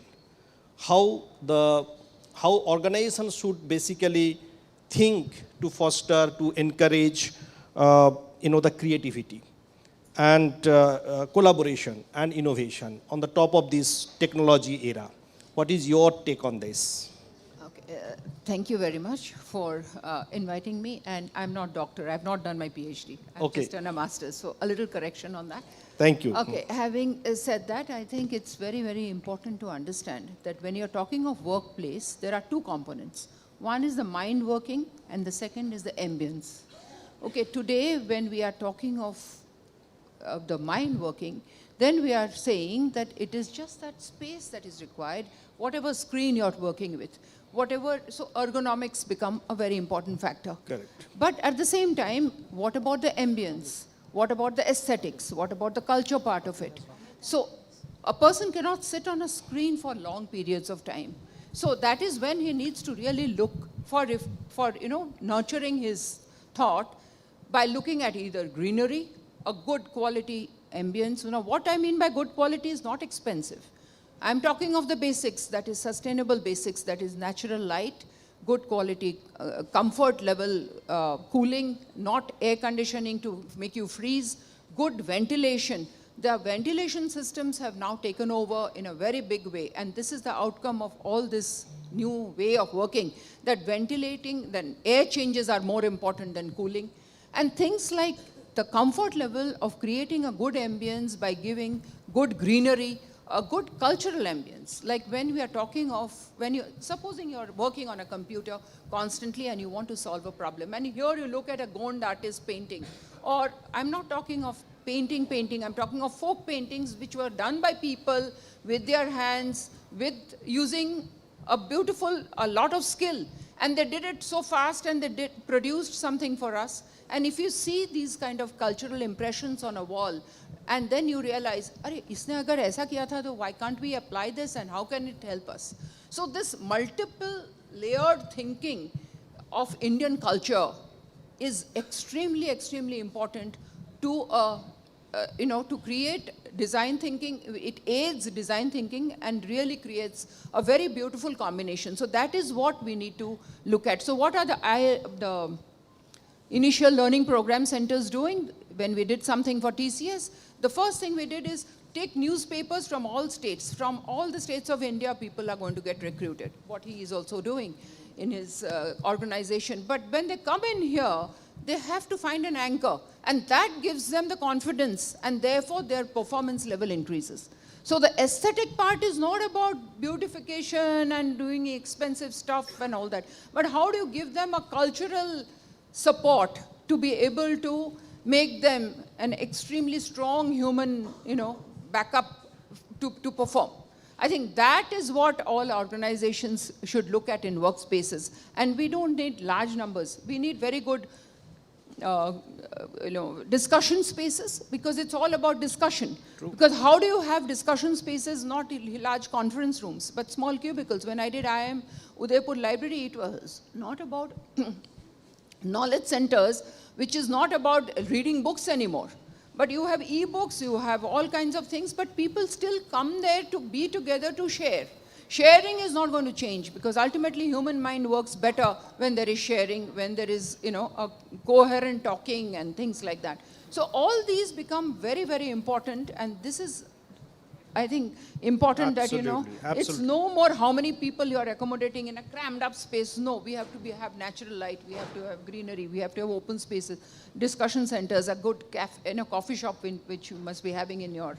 give them the value, yeah? They are valuable asset to the organization. That feelings probably can give and bring innovation, comfort. I think that is very, very important. And fantastic. Yes, I think that chain between rethinking technology, technology, you're talking of your techniques and you're talking of transformation. What is ultimately is that the chain is built only when we have respect for the senior, respect for the junior, and do not categorize that, he is bada sahab or ye chota sahab. No, we are all sitting together. Each one has their expertise, and that expertise needs to be shared and taken forward. See, that is leadership, according to me. And, when you sit together and not in cubicles and not in, delivery, the CEO is sitting along with the junior most staff. The peon is sitting along with, and that culture make people go anywhere. In a place like Goa, they are having a huge setup and they are all working together. How? I mean, that's because... That's openness, that acceptance is really, really important. Thank you. Thank you so much bringing this wonderful perspective in the era of technology, in the era of AI. When people are more dependent on that, you are bringing up some human-centric, approach in the organizations. Probably that makes the entirely difference in the organization. Thank you so much for bringing up this. Sandeep ji, I would like to now come to you. Hello. Nephro care, you are in the health profession, right? Yes, I'm in a health profession. Good evening, everyone. Now, as a university, we have a very strong, very, very strong pharmaceutical, we call it as health and medical science. And we also have a very strong biotechnology and life science department. Quite a good number of students are there. Luckily, 100% students are getting placed in the large-scale organization today. But while this thing is happening, in the 100% students are getting placed, getting opportunity in the organization, in their core area of expertise they want to work, I think one of the very important area that we are observing very frequently nowadays. Healthcare is a very, very people-centric industry. It's a very people-centric industry. Now, how do you balance the technology advancement with empathy and the people-centric approach? Here, why I bring this question. I brought this question out of the present scenario that I keep on seeing. When the client is coming to my campus for the recruitment, they said that your students are extremely good in domain knowledge. They are good in technology, they know how to apply that technology. In the immediate next, they want the students must have to have a very nice soft skill, very, very good soft skill. They should be collaborative, they should have a good empathy, they should work with an organization. So, I mean, there is a balance is important. Now, being an industry leader, you must have seen so much of young talent coming to your organization, in your earlier organization also. What is your take, what is your view, and what is your suggestion to them to make this balance? If you can just quickly. See, over a period of almost 38 years by now, there has been a radical shift all across. And one thing that comes to my mind, and I was hearing everyone here, so the thing is that there's nothing permanent in this world except change. And it was there, it's going to be here, and it's going to be there even in future. AI coming in is a good thing in itself, coming across any industry. How well we can balance it in our pharma domain or healthcare domain is that we can definitely take the advantage of AI and this computer systems, etc. for a better result, in the sense that AI and computer systems can definitely take care of the routine work as far as for healthcare providers. That will give more time and will leave time for the healthcare providers to have a more compassionate approach, a more patient-centric approach, and more a one-on-one between a healthcare provider and a patient approach. Because there can be no substitute for a human connection. Technological advancements are there, which is good, but apart from that, you need also a human connection. So when AI comes in with its own set of technological advancements, it also leaves enough of opportunity for the healthcare provider to leave the routine tasks to them, to AI, and take on the healthcare providing system with a more compassionate approach. Yeah. Thank you. I mean, of course, you also, in the same line, they make a balance between, the technology use, domain knowledge, as well as this, soft skill component, which are paramount important for any industry to make the balance. Technological advancement cannot come at the cost of human connection. True. You cannot even ignore technological advancement, and you cannot also ignore the human. Yes. So that's the balance that we need to Only bring. one thing I have found, because over a period of 5-6 years when I have been interviewing candidates coming, it has been, I have been aghast when I have seen people who have done B.Pharm, but they are not really competent about the products and other things. I will not name the university, it doesn't look good. But yes, from a B.Pharm person, we have some expectations that as far as the drugs, molecular structure, etc., he'll be competent. So it gives us to think that what exactly is going inside, what are these people being taught in their colleges.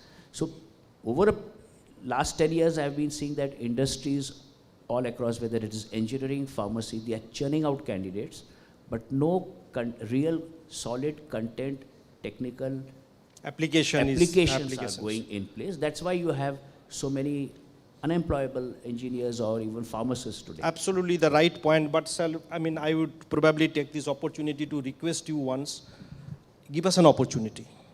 Give us an opportunity that I would like to request Sure, and I'm actually, I'm very hopeful and I'm confident with the people who are there at the helm of affairs in Adamas is going to be much different. Because honestly, when you, after a long time, when you find somebody from a pharma background, he's not able to come up to that level. Absolutely true. You feel very frustrated that what exactly has gone behind. Right. So I think this gap is to a very great extent going to be fulfilled here. And I wish you all the best. We are very close, and even we want to more close, and that's the reason the experiential center that we are opening up. So give us an opportunity. Whatever may come, whether AI may come or other things will come, human connection will have no alternative. Emotional intelligence, EQ, SQ, IQ, they are going to be here. They are going to be here. Thank you. Yeah. Thank you. One interesting fact, in US, the jobs of nurses are getting more in demand. Mental health patients are increasing, so need for psychiatrists, psychologists, nurses. So while technology is taking care of a lot of things, the other care jobs, as you are saying, are getting more and more in demand. Correct. So that is what is also another shift happening. Thank you. I mean, there's a very important point that you brought into the discussion. So now I'll come to you. Yeah, I'll come to you. Mr. Mehta, you are the group CTO, Gateway Group, is very core to our heart. And that's how also I would like to, you must be knowing that. I mean, so I would like to bring you one very important topic. Sure. Because, you know, the computer science during our time and computer science today, the student and the industry, both the expectation and the supply has changed in multifold. During our time, only aptitude test, one-word test, interview, face-to-face interview, and all these things. Today, when I see a product company is coming to our campus, their interview process is no more aptitude, no more face-to-face interview. Their interview process has got changed, like they are giving a problem statement. I'm giving you 24 hours time. You give me the solution. I want to see the approach towards your problem statement. They don't expect that you solve the problem. They want to see the approach towards the problem statement. So that is the kind of expectation from the industry. I think Manojji was saying also that, you know, no organization is going to hold the resource for a year and months and time, because the billability is the concern for every organization today. So as a CTO, how do you view the relationship between the technology transformation and the business transformation? Why I bring this point? Because every industry is actually transforming their process, business, revenue through the technological process. And there, this young generation is playing a very important role. Yes, you were just pointing out that thing. So very important role. So how do you see, and what is your probably, I would say, the suggestion? Because this program is now in the YouTube, it is live in our campus. Almost about few thousand students are observing this program. They're eagerly wanting to know your suggestion that how do you see as a CTO for this transformation? First of all, thank you for the invitation. And I know Adamas University is very close to our group. And I take pride in representing the Gateway Group today towards this channel. The question you have asked, I believe, is the pertinent problem which we have been discussing since the start of this event. Correct. Or I think since ages. I don't think so there is one single solution to it. But if I can relate it, and very good analogy of Mahabharata, which everybody has spoken. But to answer your question very specifically on this point is, when we see as industrialists, or when we see as the CTOs or the people who are responsible for making this happen, at any given point of time, unless and until you know your basics very clear, okay, you have and that's the reason why the approach of every organization coming to university has changed now. Because they want people who can think, they want people who are inquisitive, they want students who are ready to take a leap of risk. They are students who are ready to challenge an approach while not giving out basics, but take responsibility of the outcome. That is the pertinent problem that every industry currently is facing, or every leader is currently facing. True. Everybody wants somebody who can take accountability of the outcome with responsibility. Correct. Right? So, while I don't think so it's my place to really tell colleagues of how to do things, but I strongly would believe that be inquisitive, right? Be forefront. Unless and until you know what value you are going to create towards the business, even if you are developing a login screen, forget, I'm talking about the most simplistic thing. How is it going to help the business? Correct. How is it going to add value to your customer? How is it going to put your customer in front of its competitors on the top 3?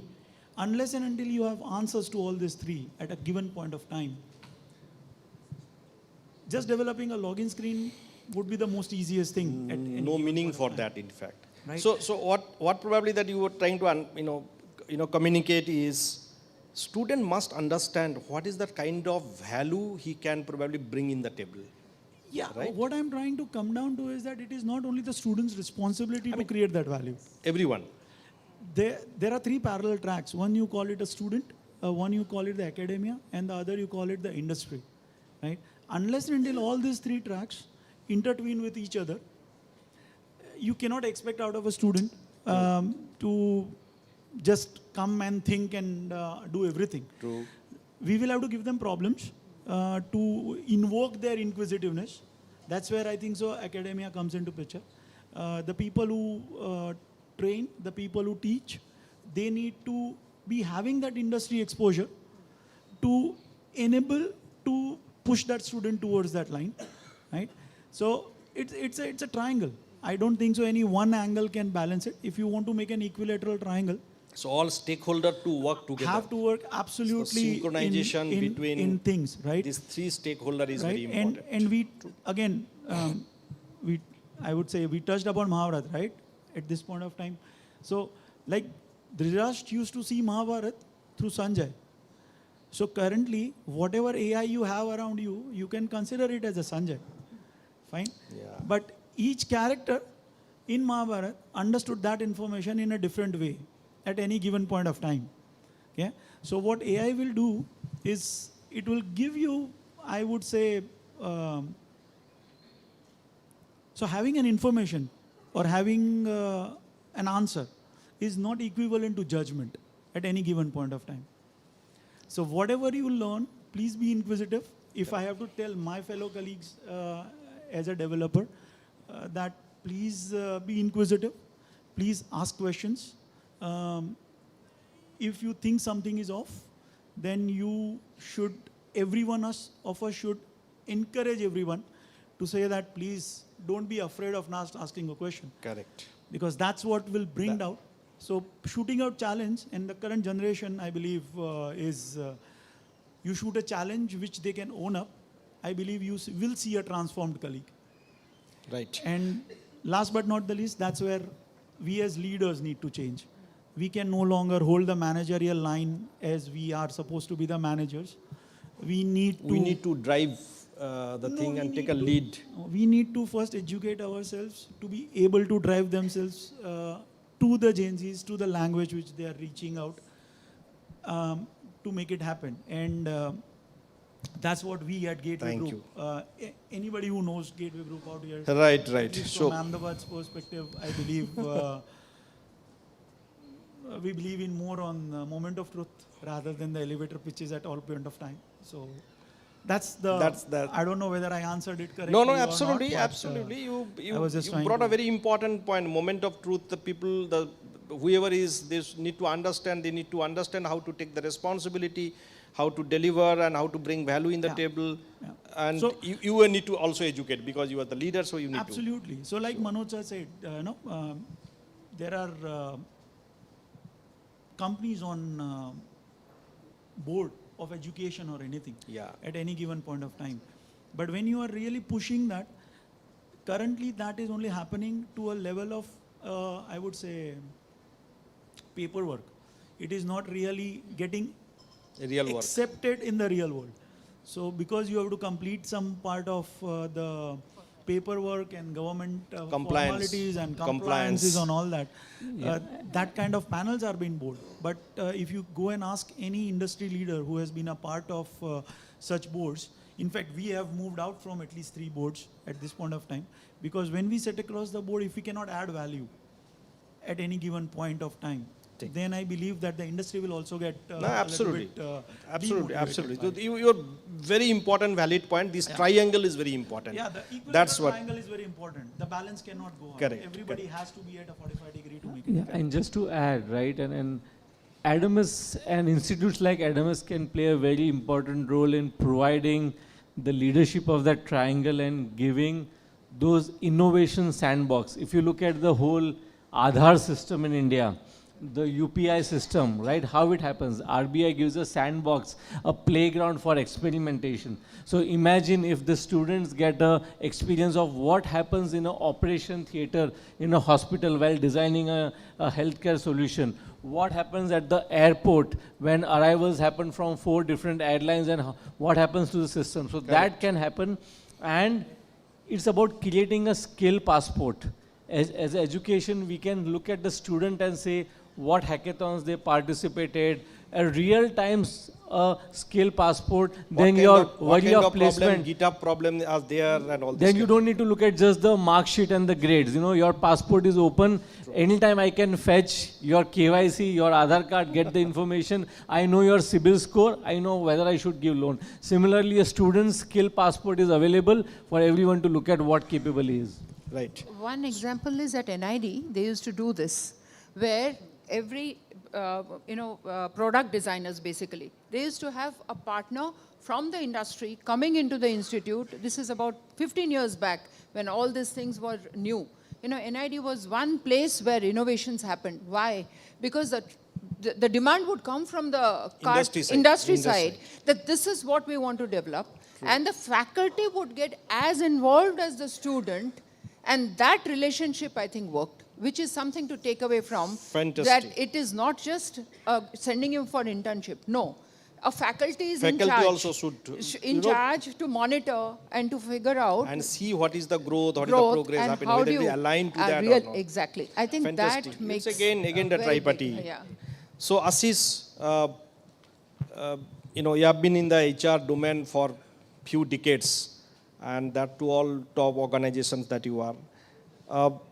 I would probably bring a different kind of question, not related to AI and all this kind of thing.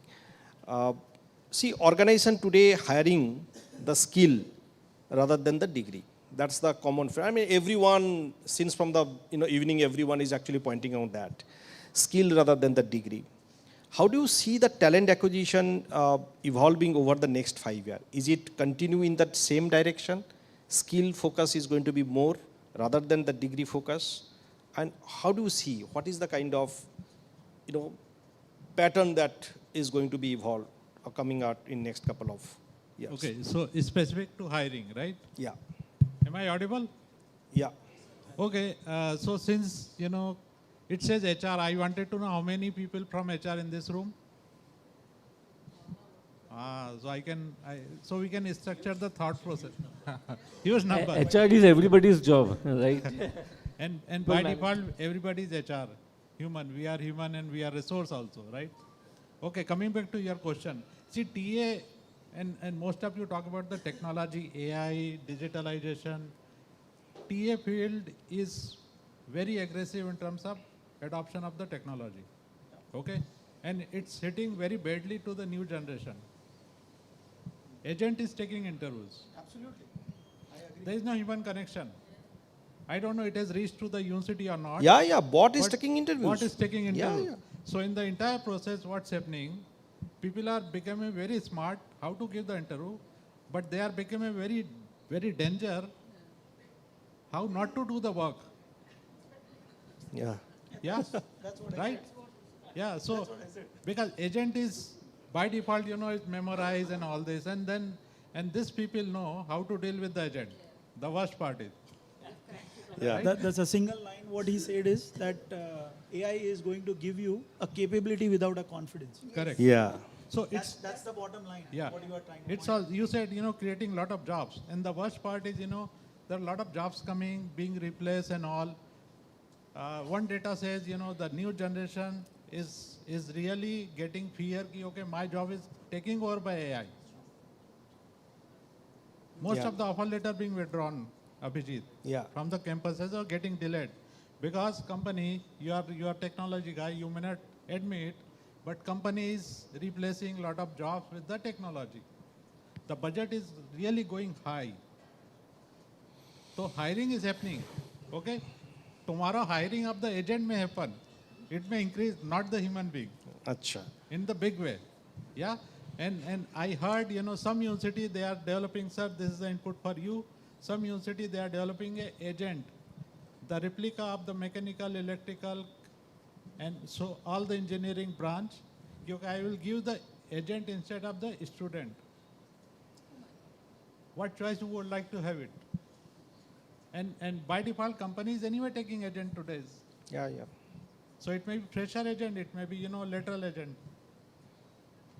So, and India is growing faster than, we can think of, right? 82% of the leaders have said that in next 12 months, they will be using agents in their organization. Agree. 82%. And you said some jobs are being created.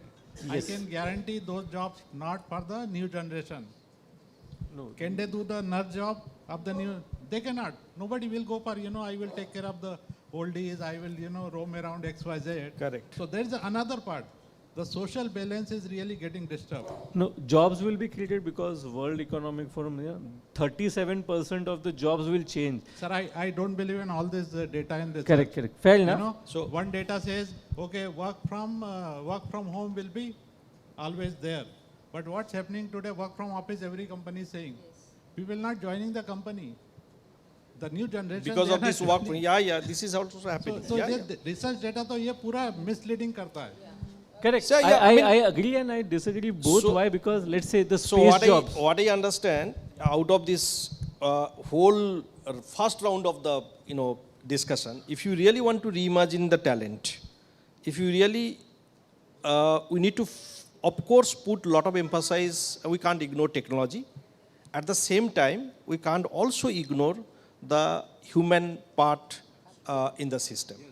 So thereby, as an academic institute, we have to play an important role to make a balance of it. And when I say the balance of it, the first component where I need help from the industry, and the rest component is also that academic institute is going to play a very important role. And since your word says talent, I wanted to know, how many of you think you are talent? You have talent, most of you. How many of you will think you are talented talent? So there is a difference, guys and girls, boys, everybody. It's just like there is a difference between employability and employable. In dono mein difference है ना कितना percent का 50%. We proud to say employability ratio high है, but employable ratio is a low है, बहुत low. Very low. So, I mean, I was intent to have another couple of rounds at least. I mean, I was actually preparing myself because the dinner is waiting, so I don't want to, do this. I just would like to close by saying a rapid fire, one question to each one of you, and then probably I will give a closing note and complete it. So, Audience question. I'll come back. So, so first question to you, sir. Let's start from here. So the one skill that you will be indispensable in 2020-30. What do you feel? Sorry? Dependability. Okay. So dependability is, I mean, upon the both sides you are talking about is a very important point. Okay. So already you have answered this. Again, I would like to ask the same question, one degree or skill, one that you need to pick. Okay, skill, and most of the data says, even CEOs worried कि मेरे को more than 60 to 50% public का reskill, cross skill करना है. Just because of the transformation going in a big way. Skills 100%. 100% skill. Good. Sir, I will then come to you. Madam, I will come to you last. So, one job role that AI will transform from most in the next 5 years. One job role that you can feel, maybe in your industry. Okay. Skilling job itself, right? The human HR jobs, right?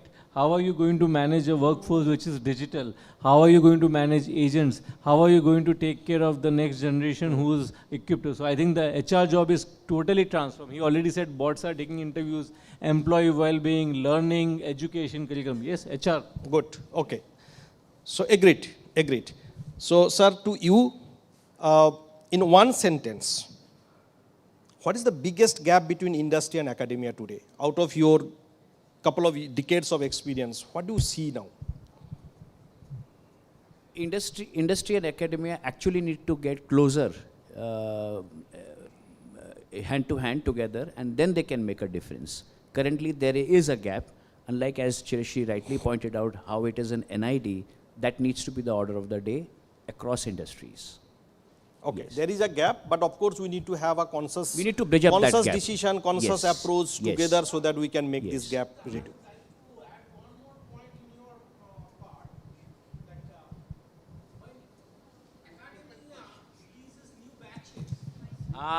We have here,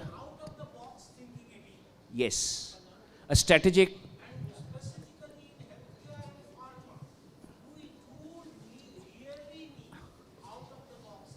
We have a very senior gentleman from pharma background. Can we let him speak? He comes with a very rich experience on, of course, on a different domain. So out of box thinking that you are talking about, sir?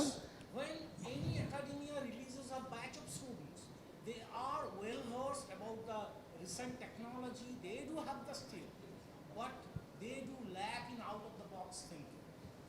Very. Can be approached in multiple directions. Students lacks there. Very important strategic point. Mindset, approach. Very important, sir. Point taken, and I think every academic institute should actually work on that, to encourage the students to think out of box. Yes. So, ma'am, now the question to you. Active listening is one skill which is needed everywhere across hierarchies. Yes. So it's a very one-liner, rapid fire too. And before I will make this forum open to the audience to probably bring a couple of questions. What is one quality should every young professional learn from Gujarat? I think it is very important that in Gujarat, nobody feels that this work is not for me. Super. So Dignity that of labor. everything is for everybody. I think that is one reason why Gujarat is where it is today. And the CEO of a company, the peon of a company, the HR manager, the accountant, and everybody has this fellow feeling, and they have bhai. That word bhai makes it all, everyone at one level. And that is, I think, the biggest learning. That anyone should learn from Gujarat. Dignity of labor and enterprising. Yes. Fantastic. ability. It's basically entrepreneurship. Entrepreneurship. Entrepreneurship. Today, I mean, Prasenjit Da is here, Madam is here. We was having our lunch this morning. The same point came in our discussion during the lunch, that anyone and everyone believe that this is my work.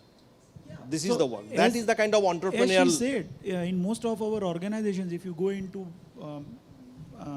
offices and also, even the peon at a point of time would feel, how would he do something which will give his company a success? Yes. Good. Even the courier prices. Absolutely. And vadhare cha, iska zyada hai, iska kam hai. Should we do this courier? Can I go back to Maruti rather than Blue Dart? So he'll question before he pays the money.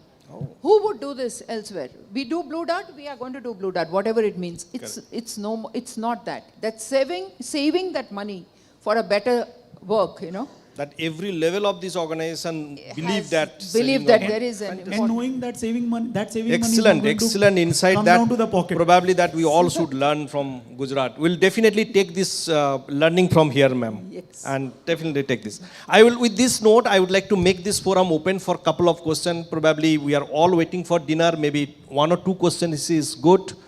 Anybody would like to bring any question to the esteemed panel here? Please. Yeah, hands are there. Can you please pass on the Microphone. mic? Or you can come ahead. No, it is there. I am Samir. I have a question actually. There is lots of concern about AI. It's about job. Actually, as far as job is concerned, where AI is going to take us in future? Because there's a question there. The question is what? Where AI is taking us as far as job is concerned? Will there be loss of job or creation of jobs in future? No, the jobs will change. The whole definition of work is changing. If you look at the designers, my dear friend Aparajito is here, right? How many designers he had in his team? Today, a lot of design work is getting outsourced by the agents. But his creativity is important. 3 years back, how many of you had heard about jobs in defense, robotics, semiconductors? Everything is now changing in the state of Gujarat itself. So jobs will change. They have always changed. There were horse car riders, then they become... How many of you see lift elevators, liftmen? पहले liftman का एक job हुआ करता था, अभी होता है, नहीं होता है. So jobs have been changing and they will change. And I believe that there will be new types of jobs will come. And also one interesting thing is happening. We are now with dignity of labor getting more diverse kind of creative jobs, which never existed. In that case, are you saying that people will become more self-employed rather than doing traditional jobs? No, the whole gig economy is there, but along with that, there'll be also different types of jobs. So self-employability is there, and you are now responsible for your own progress and skill, because earlier we used to have the concept of lifelong employment. Now it is going to be short stints of employment, and you will keep on reinventing yourself every 3-4 years. पहले एक technology 20 साल तक चलती थी, अभी एक technology 3-4 साल में चेंज हो जाती है. And you will not be surprise a chef becoming a charter accountant becoming a travel guide, and you will see, and that's again coming back to the same point, exploring human potential. Fantastic. I think the nature of job is going to change. AI is not going to take away the job. If you know AI, I think jobs are waiting for you. And if you know technology, jobs are waiting for you. Only the nature is going to change. To agree with him, you remember 1991 when computers were introduced in India, every bankers went on strike. There were people who said that, this will go away. Has anything happened? The banking industry is ever more stronger today than it was earlier. Yeah, I have a slight different question from the whole discussion which was happening. First, this is Bhavin Mehta from Cadila Pharma. Is that after AI's intervention in major way, the crime level is going to up? Crime level is going to be more than what it is now? Because the human interventions will be less and more of AI intervention will be there. So the system will be taken for a task and crime level will be on a higher level. Especially seeing the poor crime level security or cyber security in India. So, crime level, I can go one step ahead. While we are talking 3-4 countries fighting a war, how the war is happening right now, None of the personal guys on the ground. They are all fighting with the technology. So it comes with so many caveat also, no doubt. with the AI, I don't know how you can deal with, but there are 90% people taking advantage of AI in a positive way. You are just looking at the 10%. Today you are thinking about the crime, there may be police who are working how to deal with the crime through AI. Crime is not a technology problem. Crime is a social problem. A gun with a soldier protects, a gun with a robber kills. Right? So it's not the tool. So technology is a tool. Let's all remember that. Technology is always a tool. Let's not make it our God. Second thing, take an example of Adani Airports, and there are a lot of other organizations. So much amount of cyber attacks happen, but 97% of them are prevented. How many of us get OTPs, alerts for, things which are happening to your bank accounts, anybody is asking. So 97% of them are protected these days. Of course, there are still things which are happening, but that's again because there's always a smarter human being who can outwit the technology, right? It is self-awareness. इसके पहले भी वो Nigerian से एक email आता था, याद है? तब भी पब्लिक बेवकूफ बनता था, right? तो it's self-awareness, crime तो आगे भी रहेगा 20 साल बाद भी. Yeah, it was always crime was always there, and crime is today, and crime there would is be going checks to be and today. balances, no? People would know how to handle. Now we have more information, now we have more knowledge, now we are more exposed, so we are doing it. Otherwise, scams were always there. Yeah. Some of the biggest scams happened in non-AI era only. Absolutely. Absolutely. Yeah. So it's not that scams were never. So I think I would take the last question, and then we'll go for, closer. Who?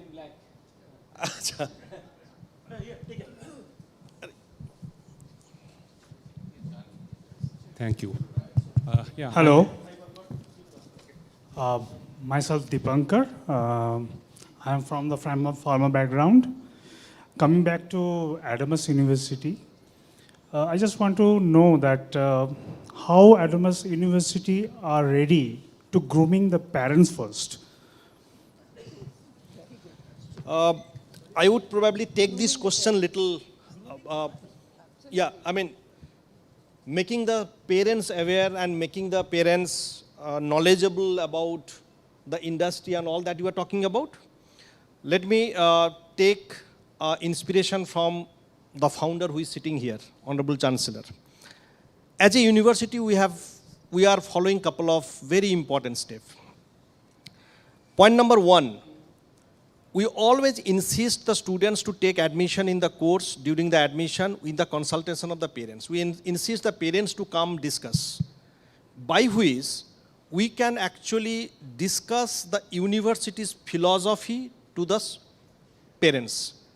How we want to take your son or daughter's journey in the next couple of years. That is number one step. Second step, we are the university. I don't know how do you narrate it. You may say we are orthodox in our thought. We still doing every 6 months parents-teacher meeting. It's a mandate in our university. Every 6 months when the semester is done, result published, we welcome the parents to come, interact with the students, dean, HODs, even to some extent our leadership level. Third point that we do, we keep on doing lot of seminars where we encourage the parents to give a view what is happening in Gujarat. Some of the remote part of Bengal, my dad is sitting there, may not be understanding that philosophy of Gujarat, the industrialization in Gujarat, the economy in Gujarat.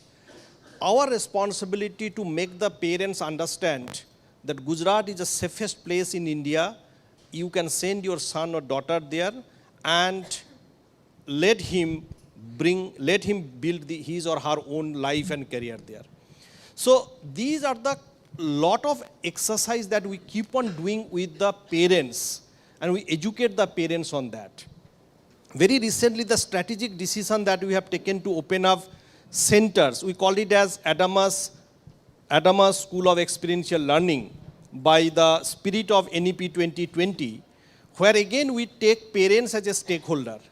We counsel parents, leave your children for 10-15 days, taste the soil of different city, taste the food of different city, test the culture of different city, understand the ground reality of the different city, so that you as a parent can understand that I am sending my kid in Gujarat or in Delhi NCR or Pune or Mumbai, this is already known to him or her.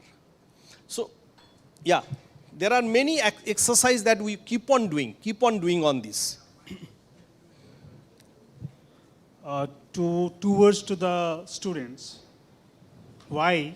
Because if university could not able to judge the IQ level of the students, then they could not able to justify their knowledge. Yes. And if they not justify their knowledge, then they could not able to perform in the industry.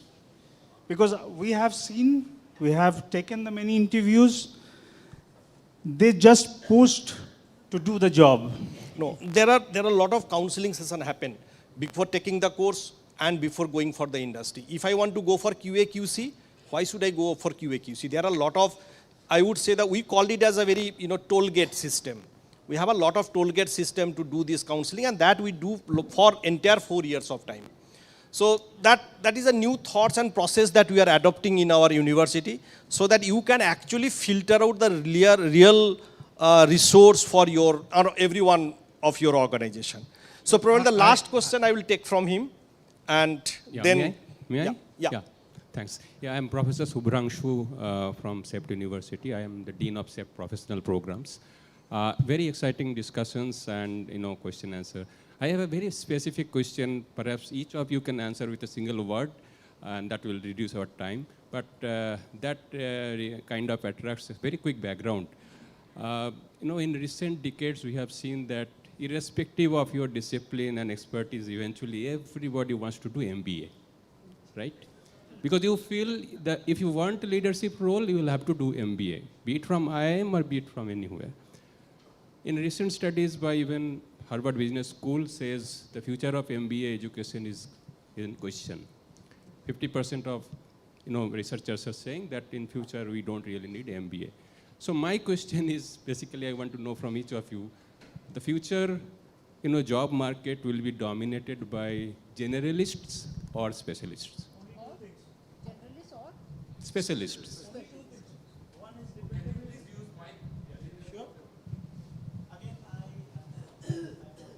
I think I'm audible now. The only two skills that will remain relevant, apart from specializations, of course, it is always going to be there, is dependability and accountability. The moment any one of us is dependable to our work and accountable for the outcome and not for the outcome of the definition of done, if the outcome is basically which will make our customer success or bring success to anyone, are the only two skills which are getting relevant. So the research is very much right. You don't need an MBA to become a manager. You need to become dependable and responsible, owning up the outcome and accountability to reach the manager. That's the bottom line. Thank you. And in India, it is said that do the engineering, then you decide what to study. Yeah? Okay.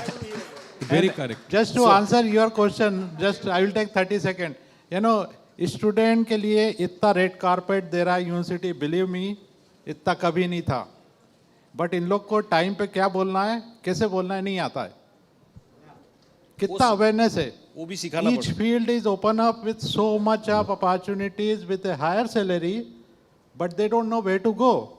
And when they see where to go, फिर वो fail हो जाते हैं. And then it comes to the university. बस आपने develop नहीं किया है. Correct.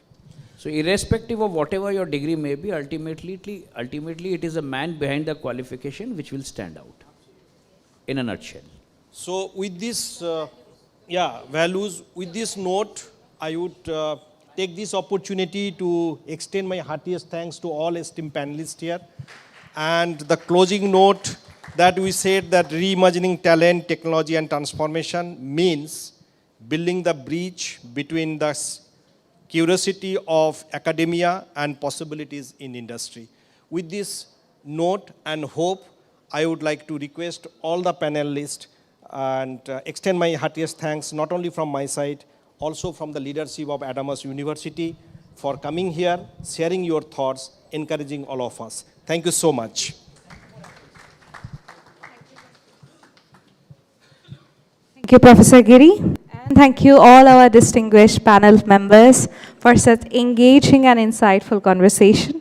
Today's discussion has beautifully brought together the ideas of talent, technology, and transformation, and the importance of people in shaping the future of organizations. And of course, from the eye of Sanjay, and owning the truth and never estimate the HRs.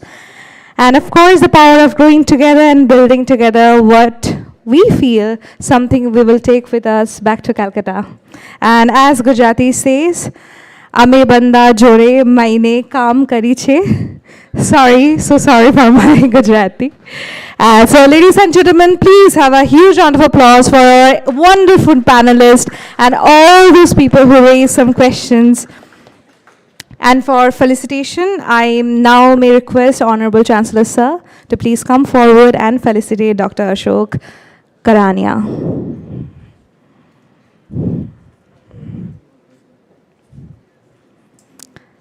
I may invite our Group CEO, Mr. Oman Thomas Sir, to kindly join us and felicitate Architect Chirasri Thakka.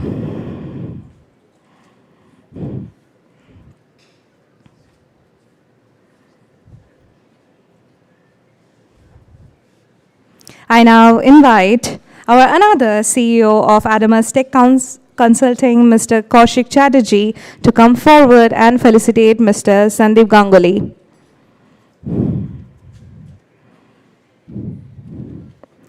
Again, I will request our Group CEO, Mr. Oman Thomas, to kindly come forward and felicitate Pratik Mehta.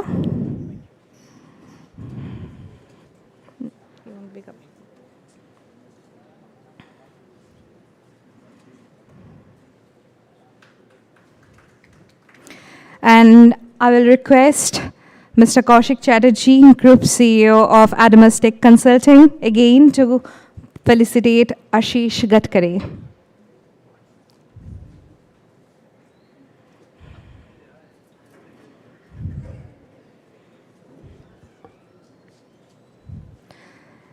Now I please invite all of our dignitaries together for a group photo. I would like to ask Honorable Chancellor Sir to please join us.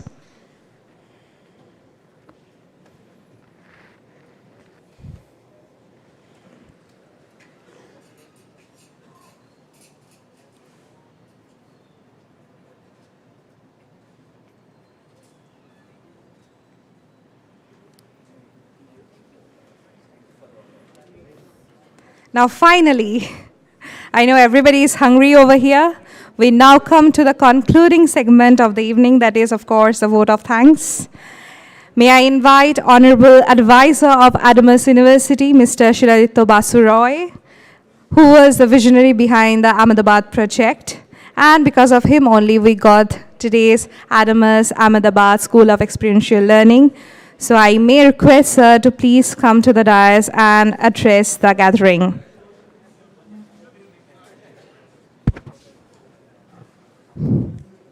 Good evening, everyone.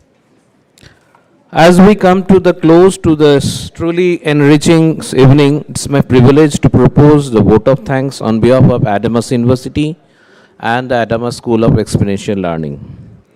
First and foremost, I would like to express my deepest gratitude to our Honorable Chancellor, Professor Dr. Samit Ray, whose vision, leadership, and his commitment to education continue to inspire the entire Adamas family.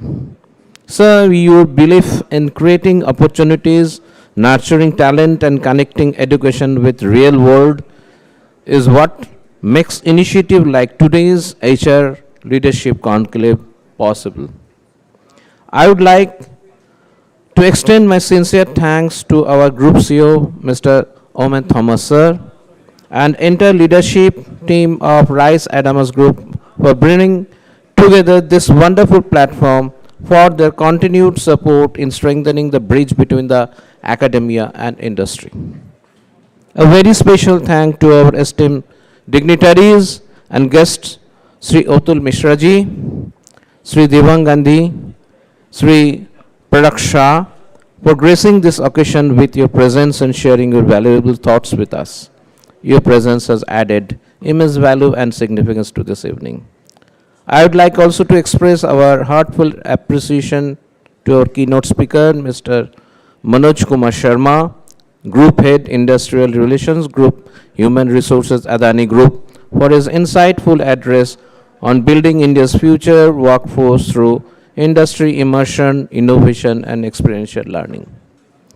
Sir, your thoughts has given us much to reflect upon, particularly on the importance of preparing young people, not merely for jobs, but for a rapidly transforming world.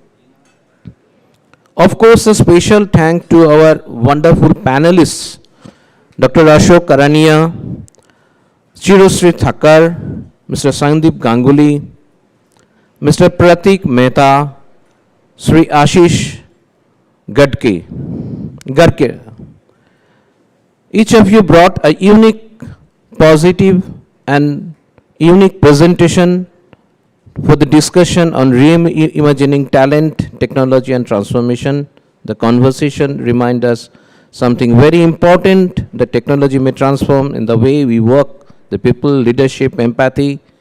Human potential will always remain in the heart of the transformation. Many special thanks to my friend, moderator, Professor Abhijit Giri, for steering the discussion so thoughtfully and bringing together such diverse perspectives into one meaningful conversation. I would also acknowledge Mr. Kaushik Chatterjee, CEO of Adamas Tech Consulting, for sharing his thoughts and giving us a glimpse into organizational journey and vision. To all our industry leaders, academicians, professionals, partners, and distinguished guests, thank you for all the taking the time with us in this evening at Ahmedabad. Your presence and participation make this conclave much more than an event. This makes it a platform for dialogue, collaboration, and new possibilities. And finally, my heartfelt thanks to the entire Adamas University team and family, every member behind the success, the screen, that they have organized the extremely in a well professional way in organizing team spirit, all the faculty, students, and the support staff whose hard work and dedication have made this evening possible. I believe that today is not the conclusion of the conversation, but the beginning of many more conversation, collaborations, and possibility. Last but not the least, I will congratulate Mr. Prashanjit Sengupta and Sumita Sen for their encouraging support to host this conclave successful. And without their help, since last 4 months, we are fighting this journey to establish the Adamas School of Learning in Ahmedabad. Hopefully, it has been kicked off today by inaugurating our centers and also finalizing the residential accommodation for the students we will be visiting from the next month. Hopefully, thank you, Mr. Prashanjit and Mrs. Sumita. Once again, thank you each and everyone to you for being part of this memorable evening. Thank you, and I look forward to seeing you all in the dinner, and good night. Thank you.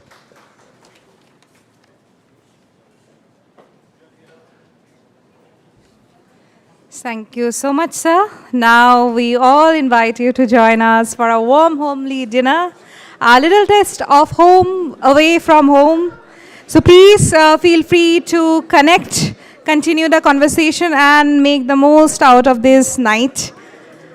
I, Smriti, signing off. Thank you so much. Good night, everyone.